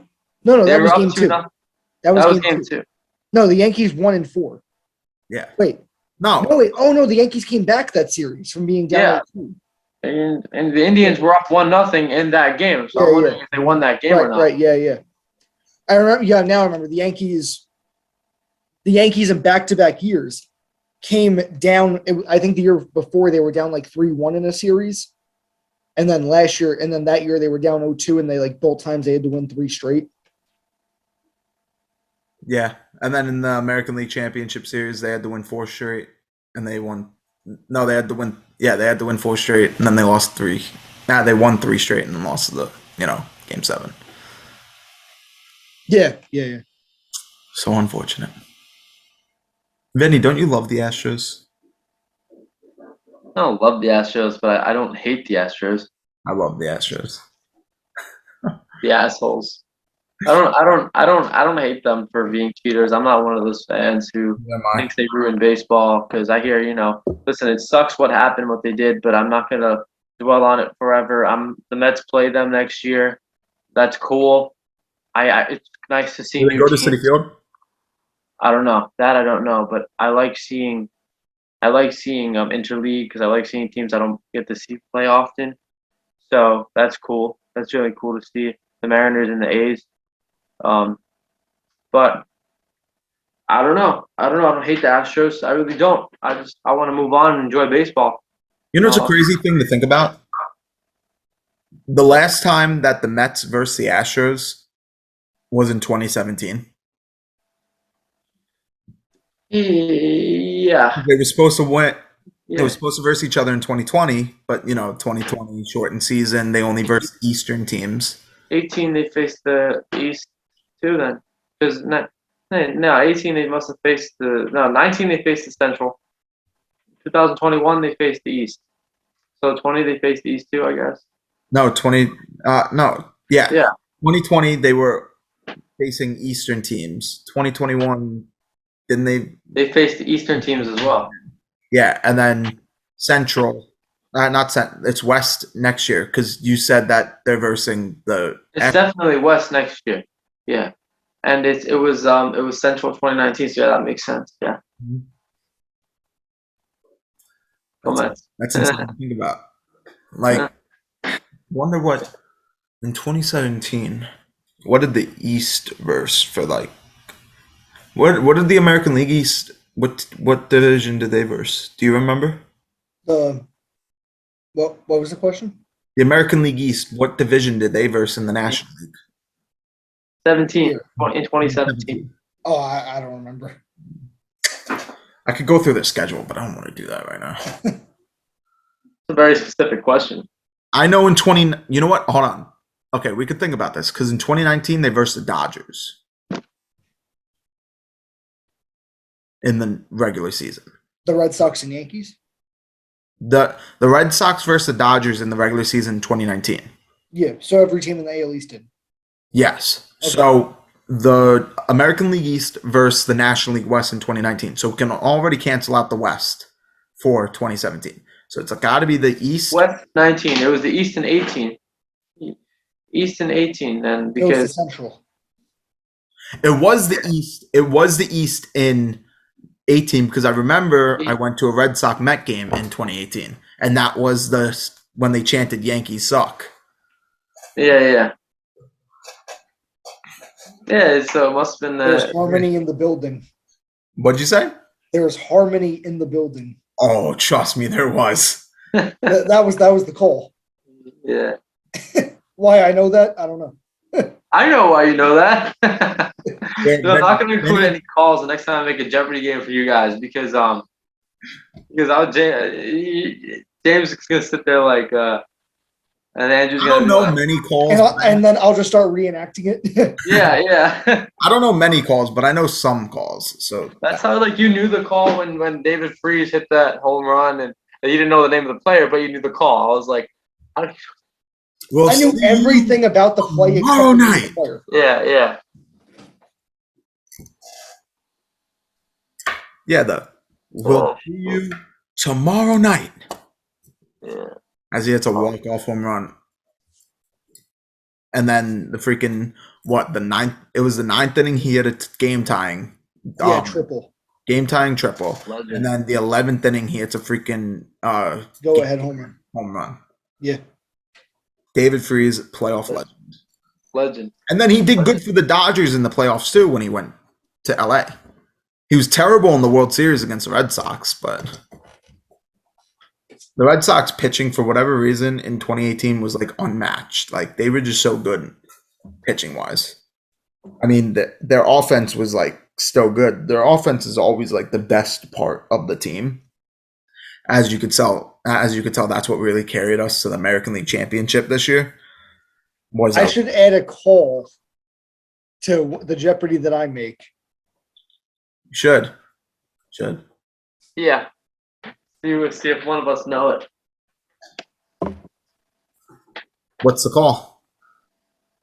I'm not going to say it now because that would be the answer. Hint? Well, I don't even know what it's going to be yet. Oh, I thought you said like there was one that came into my head, but it's going to be way too hard because it was the first one that came into my head. I don't know why. It was the 1999 David Cohn perfect game, and it was like when immortality becomes reality. Did you have any doubt? Mm-hmm. Did you know that one or? I didn't know who did it, but I know that call because it was in an MLB The Show. Yeah. Because previous MLB. Well, you like Michael K too, so. Mm-hmm. Yeah. That's it. So, like, MLB The Show, they used to play, like, certain calls. Like, you know how they have music in it? Yeah. They also played calls in between each soundtrack. Yeah. And that was one of them in, like, I think 16 or 17. They stopped playing them in 2019. I was mad. They don't play calls anymore. Yeah. Like, I like to listen to, like, some of the calls. They had it in 2017. Vinny, you're going to like this one. They had Bartolo Colon's home run call. Legend, yeah. Legend. That one won't be too easy. Every single time that one came on, I'd say it every single time. Vinny, that one's incredible. Right now. That one's incredible. Vinny, say it word for word right now. Oh, I have no idea. I don't know. I've seen the clip so many times, but I don't listen to word for word. I probably know one call from ever in history. I know one call, I think. Back near the wall. It's out of here. Bartolo has done it. The impossible has happened. No, I like I love Gary, man. Gary's so great. 2019 when Todd Frazier hit the 3-run homer, I think off Sean Doolittle, and they tied the game. Sean Doolittle. Gary Cohen almost fell out of his seat. The Mets were on fire that week.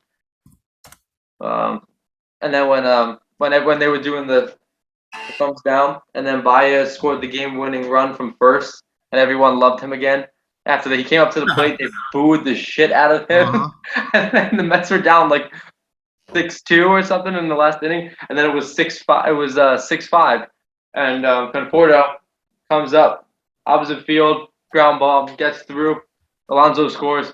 He goes, here comes Baez, trying to score. He scores, and the Mets win it. And they show him in the booth. He always does the fist bump, the pen toss, and he throws the pen. Yeah.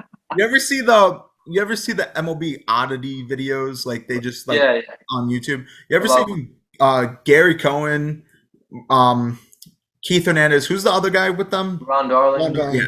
Okay. So it was all three of them. And Keith Hernandez taps the screen with his pen and it shattered. Yeah. I was told somebody was saying that's fake. That's fake. There's no way a pen can do it. It looked fake on the screen. It does look fake on the screen, but I'm pretty sure that was real. I thought it was real too, because I don't know how lens could not look like, how would you see the front view if it was cracked? Yeah. It looks really fake, but I mean, I'm pretty sure it was real. And then they start laughing at it. And it's like, yeah. And anything nice. Keith, I like Keith, but in the booth, he's falling asleep. He fell asleep that one time. He's always making those little groans like he's, Everything. I almost met Keith Hernandez once. I came this close to meeting Keith Hernandez once. I was at a Met game, okay, and luckily, the like skies were like very clear. It was a very nice day, okay, and the booth that their booth that they'd be in, I forgot what was going on, but something was being fixed in there, and it was supposed to be done before the Met game, but there was like a technology problem that they weren't able to film in there. Like they weren't able to like be in there. So they did the filming outside, which was the section right next to my season ticket set. So there's a bunch of commotion. People are walking through. I don't know what's going on. It's like a bunch of people, okay? It's Citi Field security, and it's like a bunch of people. Turns out Ron Darling, Gary Cohen, Keith Hernandez, all walking through. And if I realized like a split second earlier that it was them, I would have ran up the steps before they passed by. But I didn't realize until they got to the steps. I was this close to freaking meeting them. And then by the time that they got to their seats to like for commentary and everything, there was already security blocking the way. You couldn't walk in that. They were doing the game from seats? No, not from seats. Like there was a section where it was just like cement, and you know how like they have like handicap spots? Yeah. It was like that. Okay, yeah. So they were sitting there. They had a booth set up there, and it was weird because like I remember saying to myself, I was like, why is there a booth here? Like what's going on? And then, later on, all three of them come out. I was listening to them talk about the game. They were loud enough. They were that close to me that I was listening to them. So, I mean, yeah, I almost met Gary Cohen and Ron Darling also, but I think the much more popular one out of them is Keith Hernandez, obviously. I like Cohen.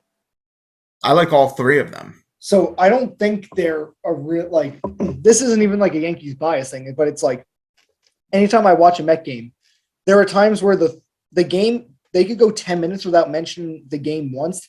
They're telling stories. They're talking all the time, random, laughing.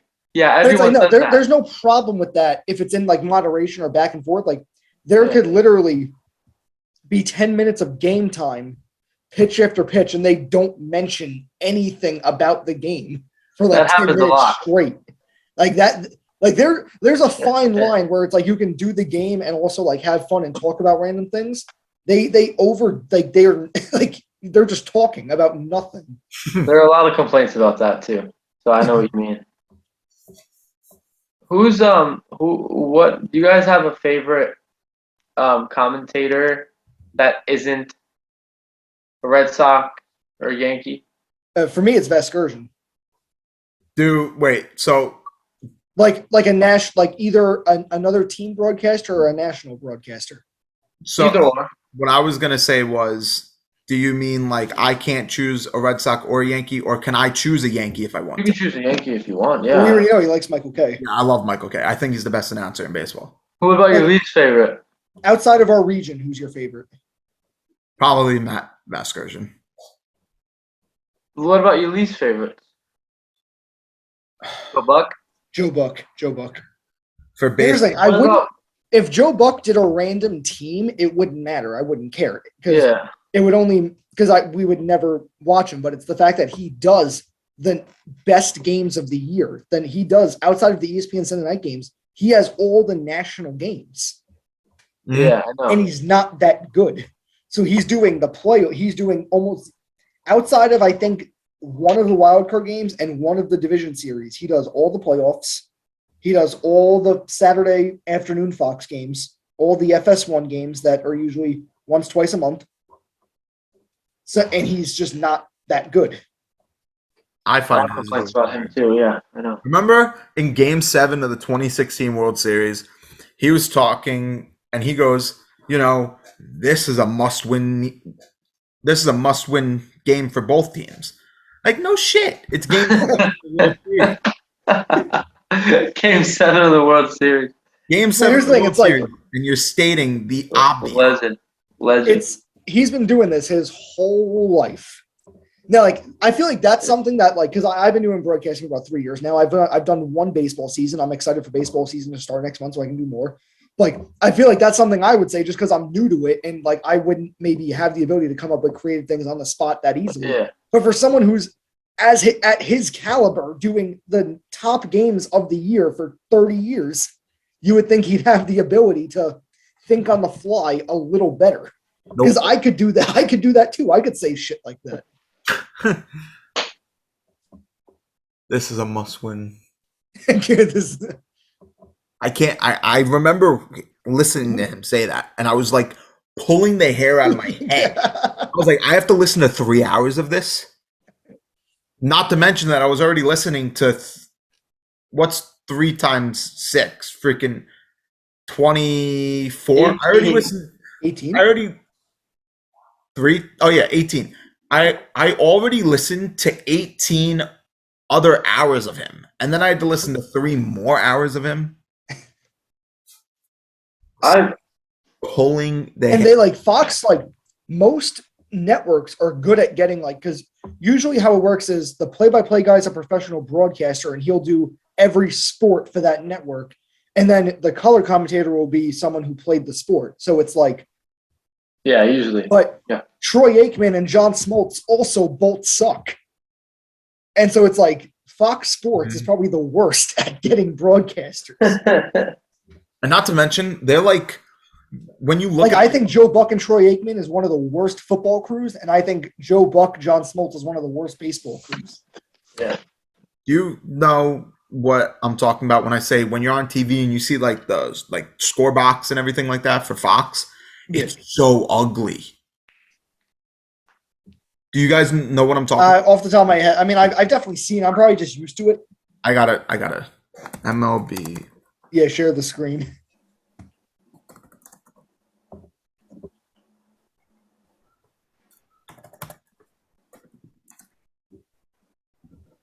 And like some of them, I feel like are complicated to follow for like a casual fan. Like obviously, it wouldn't matter to us, but like if you're like a casual fan, a lot of the graphics are like complicated to look at.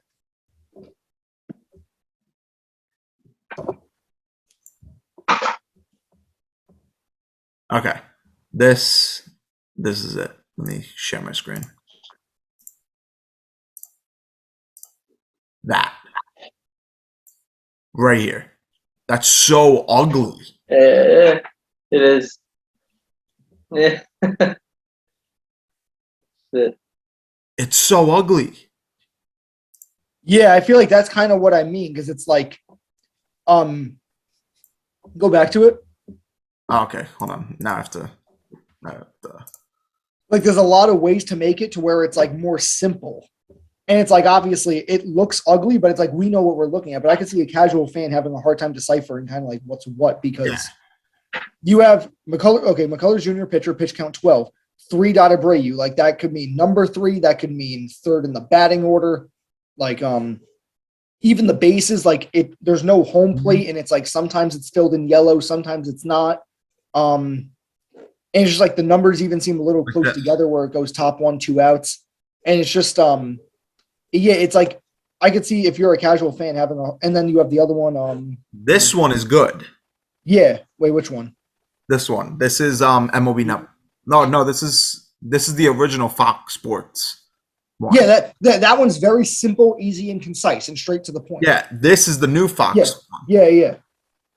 It's so freaking ugly. I hate it. I honestly hate it. This one was good. Yeah, it's very simple and straight to the point. Yeah, like you don't need something like all crazy. Oops. Yeah. But for whatever reason, they decide that they have to make something ugly and complicated. Like Andrew.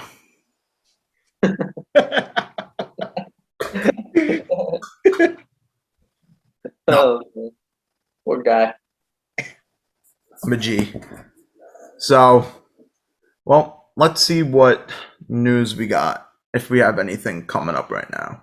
Baseball news. Just gonna type it in real quick. Oh, you know what? There's something we could talk about. Did you guys see ESPN's top 100 of all time players? I didn't go through the whole list, but I did see that people were upset about it. It was not that good.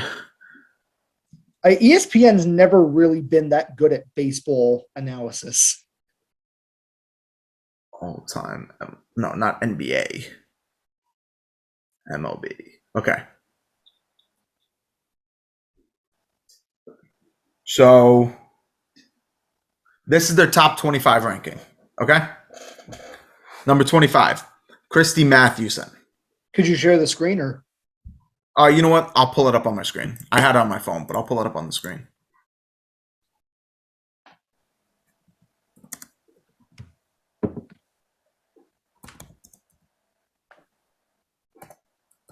They're also throwing every positions in there, you know?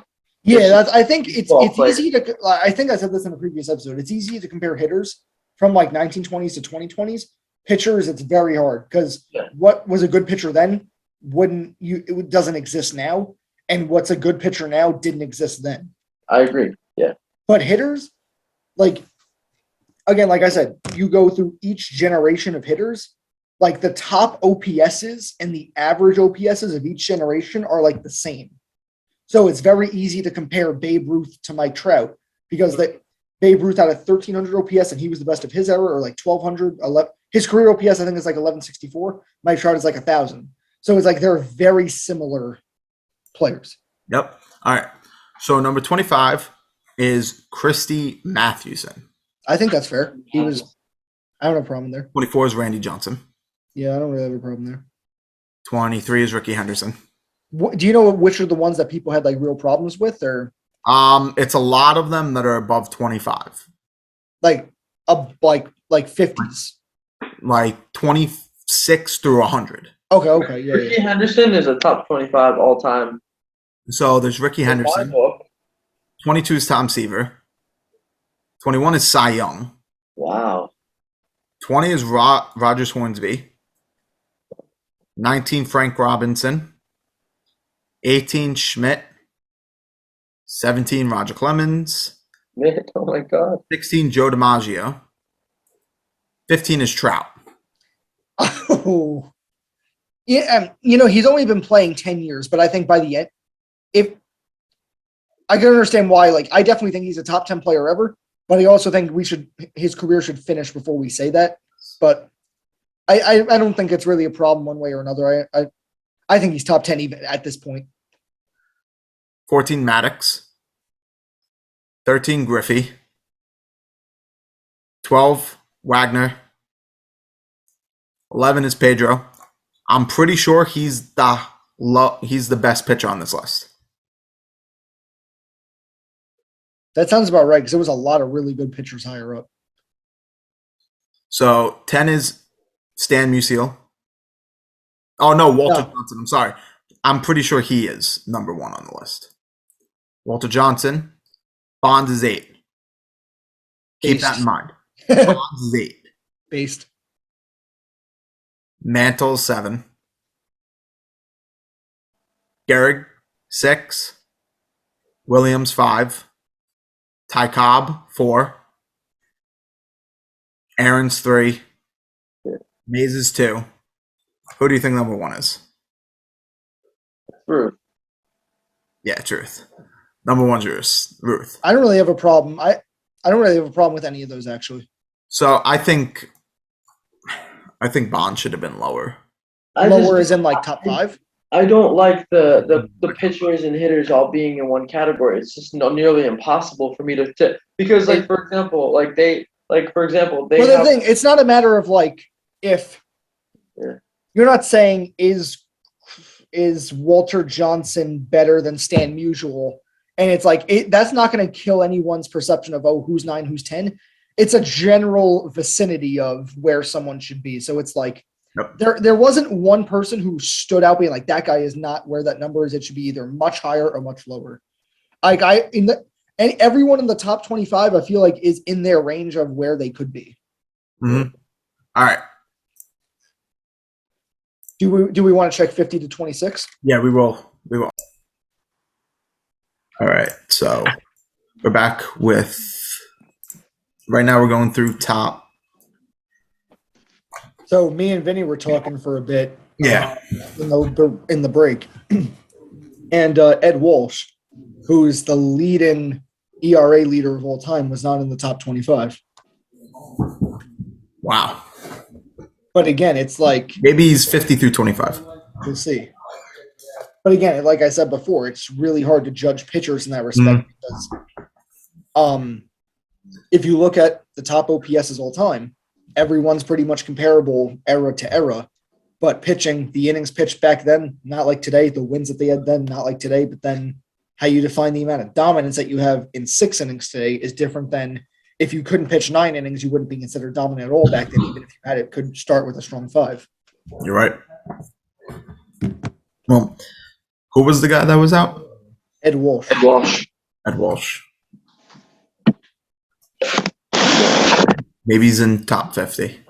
Big Hurt is on the list, man. So Feller, Frank Thomas, the freaking unit. Like this guy is fucking huge. Who the fuck is this? 1896. Good lord. No. Nap LaJoy? Is that like Nap LaJoy? Negro League? I don't know who that Let's is. skip him. Warren Spahn. Warren Spahn, yeah. Okay. Spahn. I think he's definitely one of the best lefty pitchers of all time. Ichiro Suzuki at 46. Wade Boggs at 45. Thanks. You think it should be higher? Like 30? 35? Or you think that's right? I don't know. You know, he was a good hitter, but as a third baseman, I would want more out of my hitter home run wise. So it all really depends.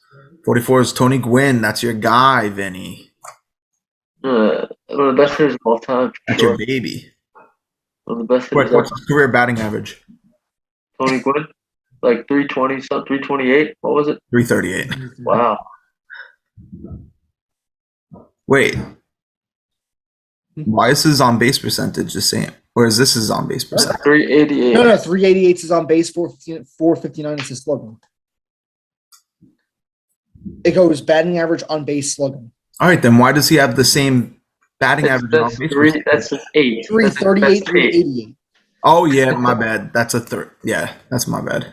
Wow, he didn't walk a lot. Yeah. Not really. He didn't strike out either. Bases. All right, George Brett at 43. No, Nolan no. at 42. Wow. I just have that feeling that he would have been higher up. Satchel Paige played in the Negro Leagues and then ended up playing in the majors. It's actually not that bad. Jimmy Fox, Yogi Berra, Jackie Robinson at 38, Joe Morgan 37, 36 is Tris Speaker, Josh Gibson, another guy into the Negro Leagues and then majors. Pete Rose. I was thinking something else. They added Pete Rose into this list. I think they had to. I mean, yeah, but Definitely a top 100 player all time. absolutely. Like, I think he's top. He's one of the top 10 players of all time. I think he is. I think he would have had a lot more home runs if he took a little less dips and hits. He always had that quote, like, why would I hit a home run when I could just always get on base? Legend. Even though he only got on base 300% of his career and probably drove in less runs than, other players. Sorry, Vinny.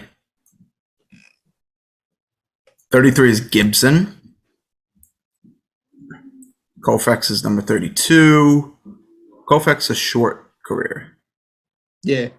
only 11 years. He retired on like one of the best years of his career too. Mhm. Oh, yeah. Yeah. He did it because he didn't want to continue hurting his arm. Never knew that Mariano Rivera's career win-to-loss record was actually that close. Oh, it's because he's a closer. I know it's. The thing I about know relief that. pitchers, they only come in the game with a lead or a tie. Yeah. I know, but I still was expecting something a little different. A lot of the best relief pitchers ever have losing records. No. And with an ERA, it's hard to look Whoa. at too. Bench. Jeter's at 28. Andrew, how do you feel about that? I remember that's what people were having an issue about, that Derek Jeter was higher up than Albert Pujols. Which obviously, in terms of regular season dominance, Pujols was a better player. But the 5 rings, the playoff dominance, I don't have a problem giving the edge to Jeter. I think Pujols is a more talented player, but Derek Jeter was a better player. 27, Roberto Clemente. 26 is A-Rod. So that's the end of that list. A-Rod would be higher up if it wasn't for the steroids. He would definitely be. He's a top 15 player of all time. I agree. Should have made the Hall of Fame this year, but because he's just not liked, he's not going to make it. All right, 100 through 51. Let's get through this. Number 100 is Barry Larkin. Do you think Barry Larkin's a top 100? I mean, it's going to be hard to think because we would have to now think of players that didn't make it that we think should have made it, which is harder to think of than guys who are on it, but should they be on it? So it's hard to say, is he top 100? Because we would have to think of one guy who's not on this list who's better than him, which I'm pretty sure we could, but it's like off the top of our heads, it's going to take a minute. It's not like something that it's like, oh, this guy was snubbed. Yeah. 99 is Phil Negro. Sorry, I always have trouble pronouncing his last name. Jim Thome. Tomei. Thome. No, I always called him Thome. Beltray? I think he should be lower. Yeah, so do He's I. one of the best defensive players of all time. He's and much lower. Yeah, I think he should be top. Look at this. He should be around 50. Almost Yeah, a 290 batting average, almost a 340 on base percentage, almost a 480 slugging, almost 500 home runs, almost 8, like 300 over 3,000 hits. He's a first ballot Hall of Famer. Yeah, I think he should have been top 50 or at least close to it. Charlie, I don't even know. I don't know who that is. Never heard of that guy. But he's got 2,800 hits. Yeah. I mean, he's not bad. Gehringer.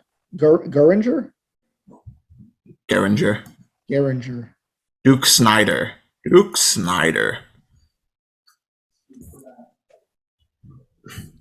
Didn't Duke Snyder? Hold on. When was Jackie Robinson's first year? I would consider us a collective of designers. It's awesome to be able to line fingers in the pen. You have to snap, and it's so. Sorry about that. Yeah, I was like, what the hell was that? Who were we on? We were on.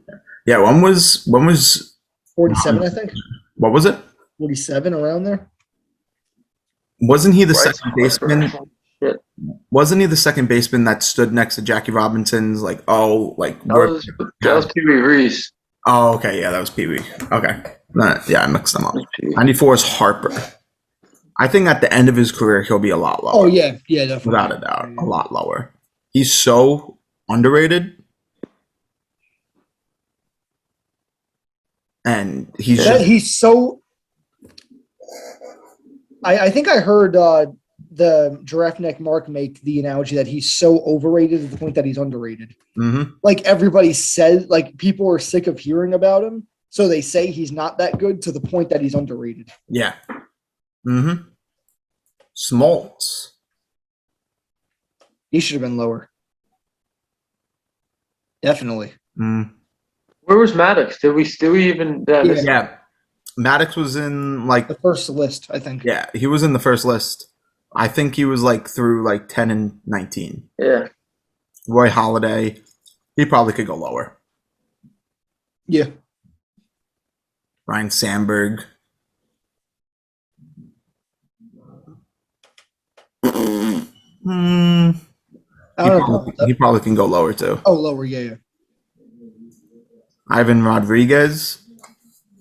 Lower. Pudge would be lower. Yeah, lower. He's one of the best. Shoeless Joe Jackson. Top 5 batting catcher all time, probably. Shoeless Joe Jackson has to go lower. Yeah. And I feel bad for him. Willie Stargell. You know, like about the Shoeless Joe Jackson story, right? Yeah. Vinny, do you? The Black Sox.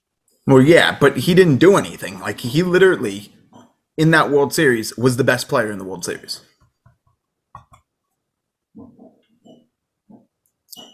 Willie Stargell can go lower. Oh, definitely. There's only so many people that can go lower, though, before it's like... But yeah, there's also people that you could bring up higher. What? There's also people that you could bring up higher. But we haven't seen a name where it's like, that guy's overrated for where he was. I got one for you, Andrew. How about Carlton Fisk? No, I for the most part, I think everybody that we've seen is in a decent. Other than Adrian Beltre, I haven't really seen a player that I'm like they're definitely much better. Maybe Pudge Rodriguez too. Carlton Fisk. Pudge and who was I thinking? Smoltz. No, not Smoltz. There was something that I was really thinking. Where is he?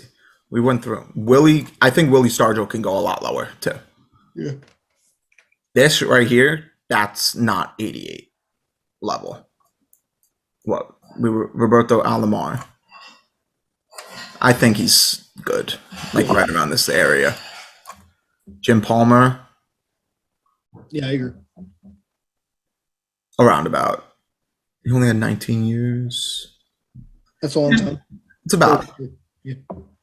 Paul Molitor? Molitor. The fuck? I know who this is. I just didn't like the last name was like weird to me. Roy Campanella played in the Negros. Catcher. 35.64. Wow. It's not even that great. Those numbers are not even that great. Yeah. What the hell? He could go higher. Well, it's because we'll go back to it.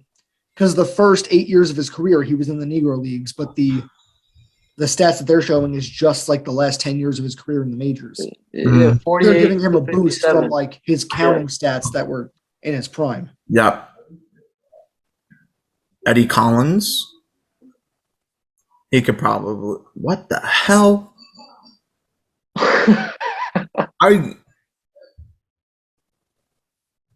For someone I've never heard of, he's pretty He has valuable. a high WAR. He has a lot of hits. He has low RBIs, low home runs. What does that say? 47 home runs? 47 home runs and only he's a second 1,300 RBIs. Holy shit. 81's Piazza. Piazza could definitely go lower. 1,000. I want Pierre on this list. Juan Pierre's not going to be on this list. Juan Pierre is not even top 500. Robin Yount. Robin Yount's not better than Mike Piazza. No. No way. Unless if they look strictly at this WAR right here, there's no way. And if they look strictly at this WAR, then Eddie Collins needs to be much higher on this list. But Robin Yount's not better than Mike Piazza. Hank Greenberg is another guy that's also not better than, I don't think was better than Piazza. Now, you know what? I'm going to fight for Piazza now. Whoever I think isn't better than Piazza, I'm just going to say it. Chipper Jones has to be much lower than 78. Okay, I was gonna say he's better than Piazza. Yeah, he was better than Piazza, but Chipper Jones has to be much lower. I think that's honestly disgraceful to put him at fucking 78. Vlad, he needs to be lower too. I don't think so, really. I do. There's only so many people that can go lower. Yeah, but unless everyone in the 50s we can say can go higher. Not everyone can go lower. the problem is like we didn't go to say anybody that can go higher or lower on the list when we got to like 50 through 1. Yeah. So Yeah. Cap Anson. Don't know. 1870. 71. Get the fuck out of here, bro. What? Civil War, bro. The Civil War just barely ended. The MLB only started in 67. Rockford Ford. Dude, this dude went from fighting the South will rise again to a baseball field. Wait, so No, He we're played talking from about 71 to- Abraham Lincoln's right-hand man right now. Cap Anson. he played from go back to that. He played from 71 to 97. He 97. played for 27 years. Sheesh. That, And Nolan Ryan what the? type shit. I don't even know if they counted. I don't think they counted stats until 76. Yeah, if you go to that's what it is because I'm on the MLB app now. I knew the MLB started in 67, but they didn't start recording stats until 76. So the first 5 years of his career, there's no stats because I'm on the MLB app right now, and you can. I don't know if it's fitting in the frame, but the first year there is 76. Bro, this dude was a teenager when Abraham Lincoln was assassinated. Let me say it that way. Let me put it that way. He was born in 52. Holy shit. So he played 97. He played till Carew. who? Rod Carew. Yeah. Carew. Whatever people want to call him. Juan Martial. Juan Markle. I think he's fine where he is. Willie McCovey is at 73. Yeah. They didn't even have on base percentage for the first half of his career. I don't want to say that, I don't want to say everybody could be lower, but he could be lower too. This guy? Who we're looking at? McCovey? Yeah. Look at Yes, he could. Yeah, He could be lower. he definitely could. Verlander. That's right. I think that's right. He probably can go a little higher on the list. Well, the thing about it, I mean, he's probably one of the best pitchers of his generation. That's probably where they're going with that. In terms of, I don't think he's a top 72 player all time, but he's one of the best pitchers of his generation. So he's got to just be on there. Yeah. Alkaline, that's his name. Kaline. Kaline, I think. Is that like a joke or no? No, that's his real name. He could probably stay where he is. Yeah. Harmon Killebrew. Same thing with Willie McCovey. He's got almost around about the same exact stats. 256. What the hell? He walked a lot. He has 120 exact more points on his on base percentage. Wow. Ozzie Smith, the Wizard. Yeah. He was also a pretty good hitter. He had a lot of stolen bases, a lot of hits. They completely cut out his home runs out of And this. replaced it with extra base hit. Yeah, I guess he got a lot of doubles and triples. Yeah. Yeah. He was fast. Yeah, Well, listen, when you're the best defensive player of all time, you don't need to hit home runs, bro. For your legacy. Man, he can go lower. I mean, Ozzie Smith only had 28 homers his whole career. Wow. But that's why they freaking replaced it. he had 69 triples. yeah, it was fast. Brooks Robinson. Dude, why is Manny so much higher than A-Rod? Well, A-Rod's much better than Manny Ramirez. Yeah. Defensively and offensively, he's better too. But if you're talking obviously they both got caught. Well, Manny Ramirez got caught in a different way than A-Rod. A-Rod actually was doing actual illegal stuff. Besides taking the roids. Anyway, so Brooks Robinson I think he could go higher on the list. Well, it was for his defense, probably. Well, he's the second best defensive third baseman all time. Yeah. You know what? Yeah, you're right. His defense is definitely carrying. Cal Ripken Jr. I think he's good where he is. Yeah. I didn't know he had that many home runs. Look at that one. Yeah. Scherzer, at the end of his career, definitely much lower. Yeah. Oh my God.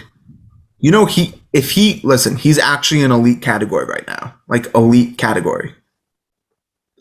If he next year, let's say he just wants to retire at the end of next year, and let's say he wins at least 10 games and doesn't lose 9 and doesn't lose 3 games. If he loses 2 or 1 games or 0, he will be one of, I think, 3 people in baseball history to have 200 wins and not 100 losses. Wow. And Pedro Martinez almost did that, but in his last year, he went, I think, 11-1, and that one loss gave him 100 career losses.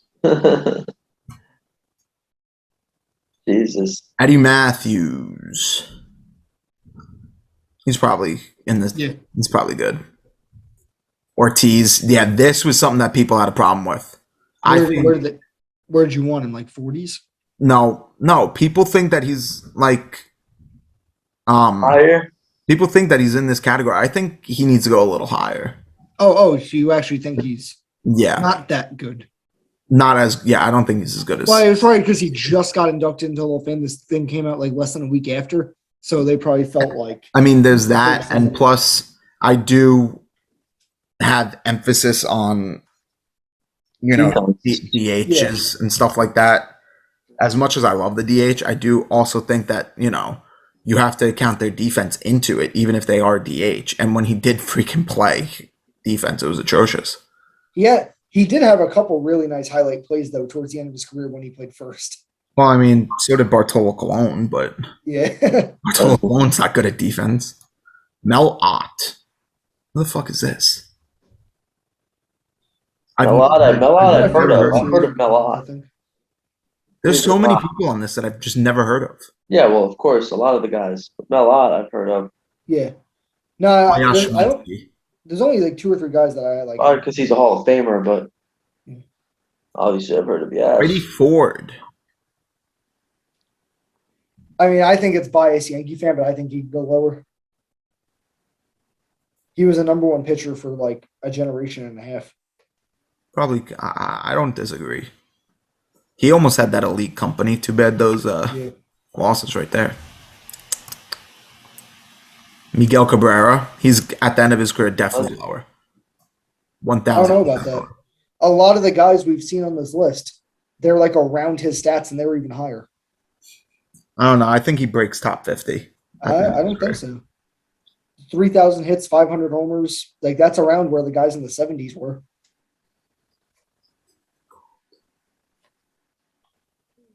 I think he's higher. Look at much higher. Much higher. Like the 4,000 strikeouts and 5,200 innings. The 4,000 strikeouts. I didn't realize he had that many. And 3. No, I don't care about his strikeouts because I think Nolan Ryan's overrated and he has the most strikeouts in baseball. Yeah. I mean, but he's just not as good as like other people that were high, like pitching wise, that were higher. Where's Clayton? Clayton Kershaw has to be in the next 6. He's like, he hasn't even shown up yet. He's like, he's not in the top 100. He's on there.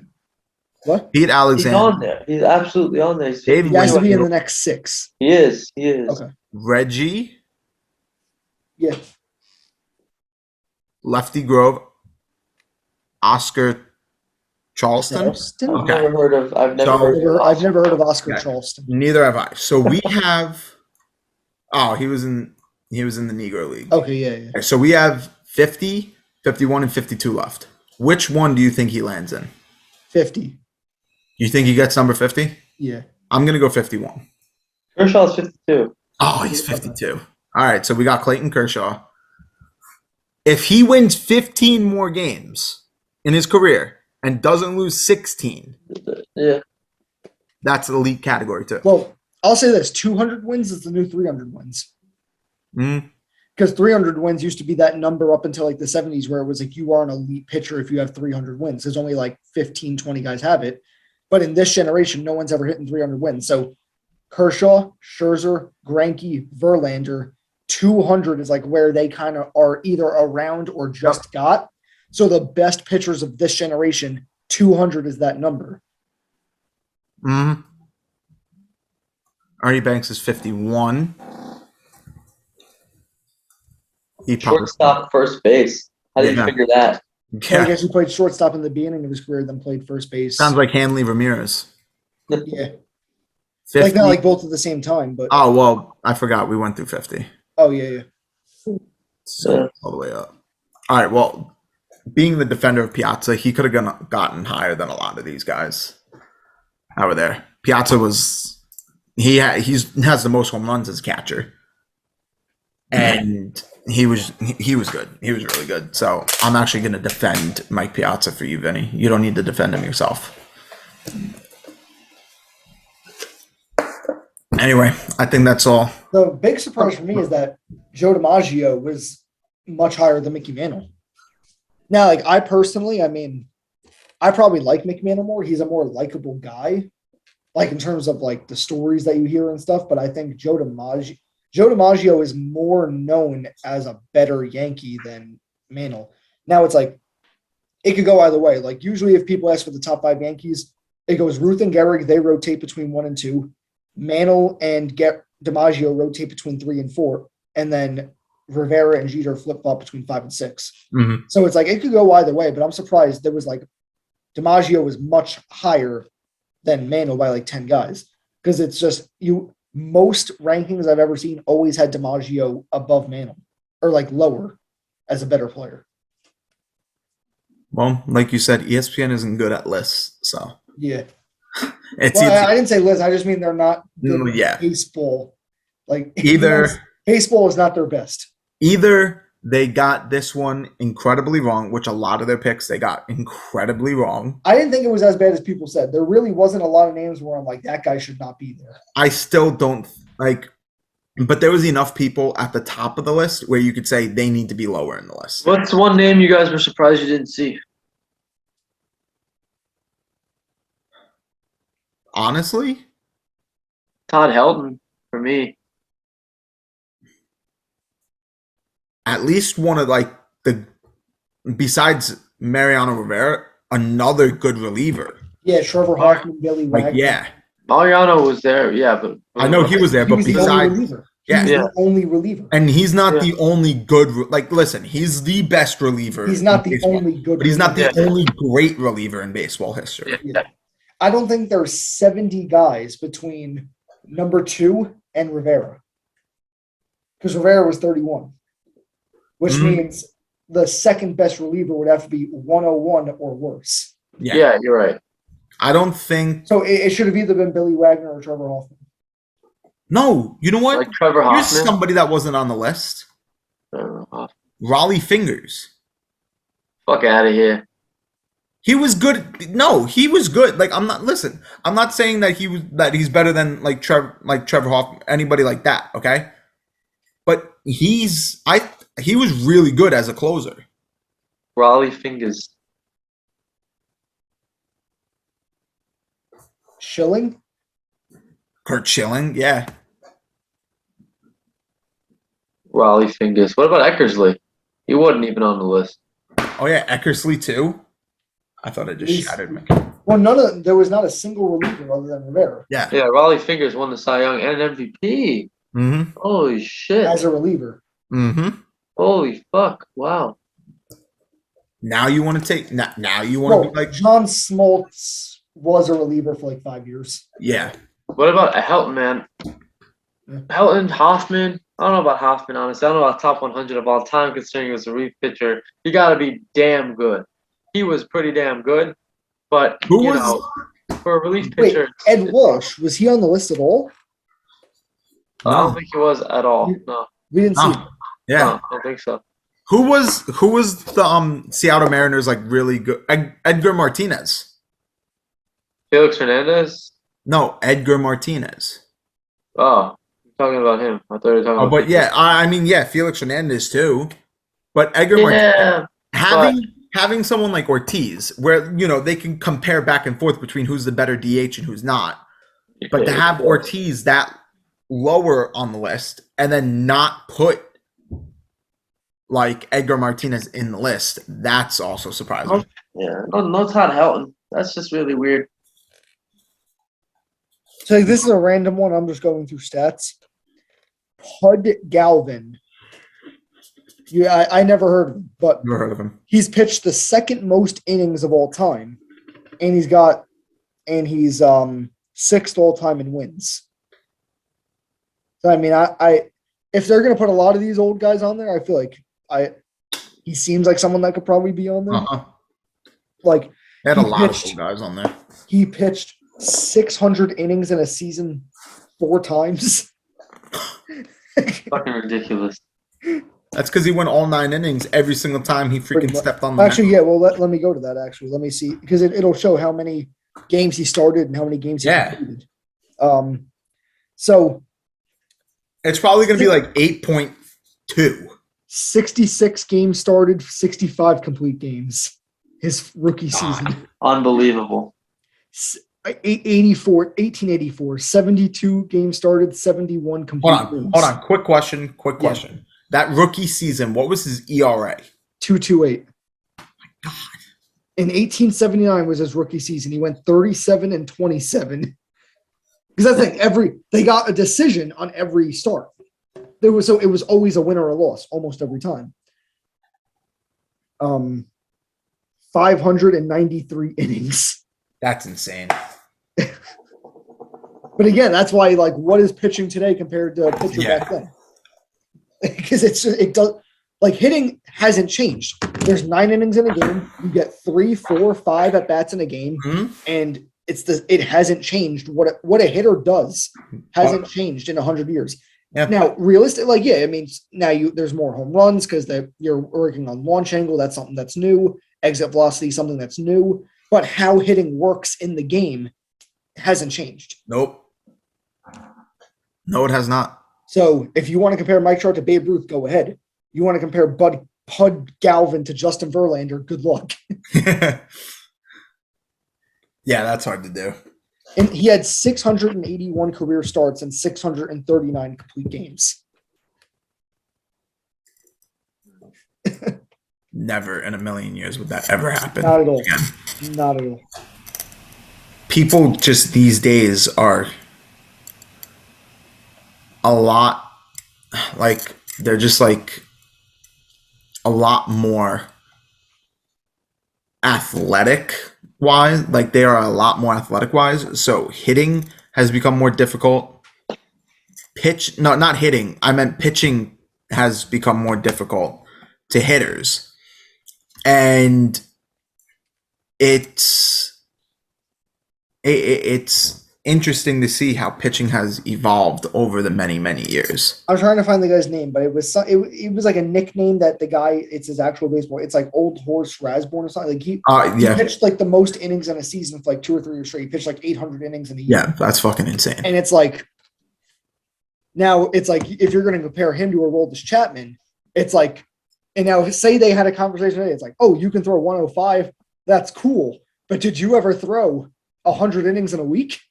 It's and if you're talking to a Aroldis Chapman, it's Aroldis Chapman can't even throw freaking 20 innings in a week. You threw 800 innings in a season. That's cool. But did you ever throw 105? No, seriously. If you actually honestly think about this, Aroldis Chapman couldn't even throw 15 innings in a week. No. And that's if you're even giving him 2 innings a day. Yeah, no. Well, relief pitchers, they only go 2-3 times a week for an inning or 2 at most. That's insane to think about.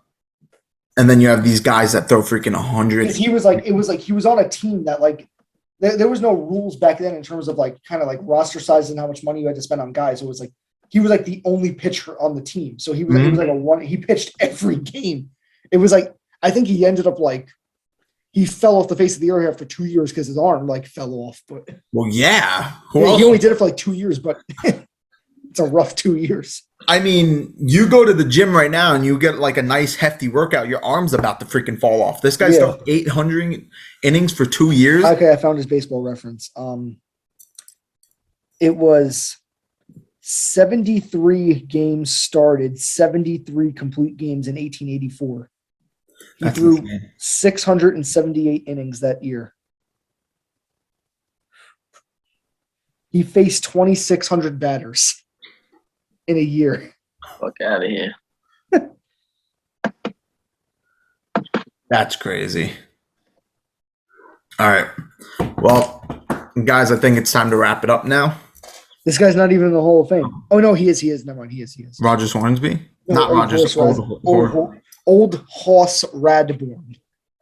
I thought it was Old Horse Rasbourne. It's Old Hoss Radbourne. What's his real name?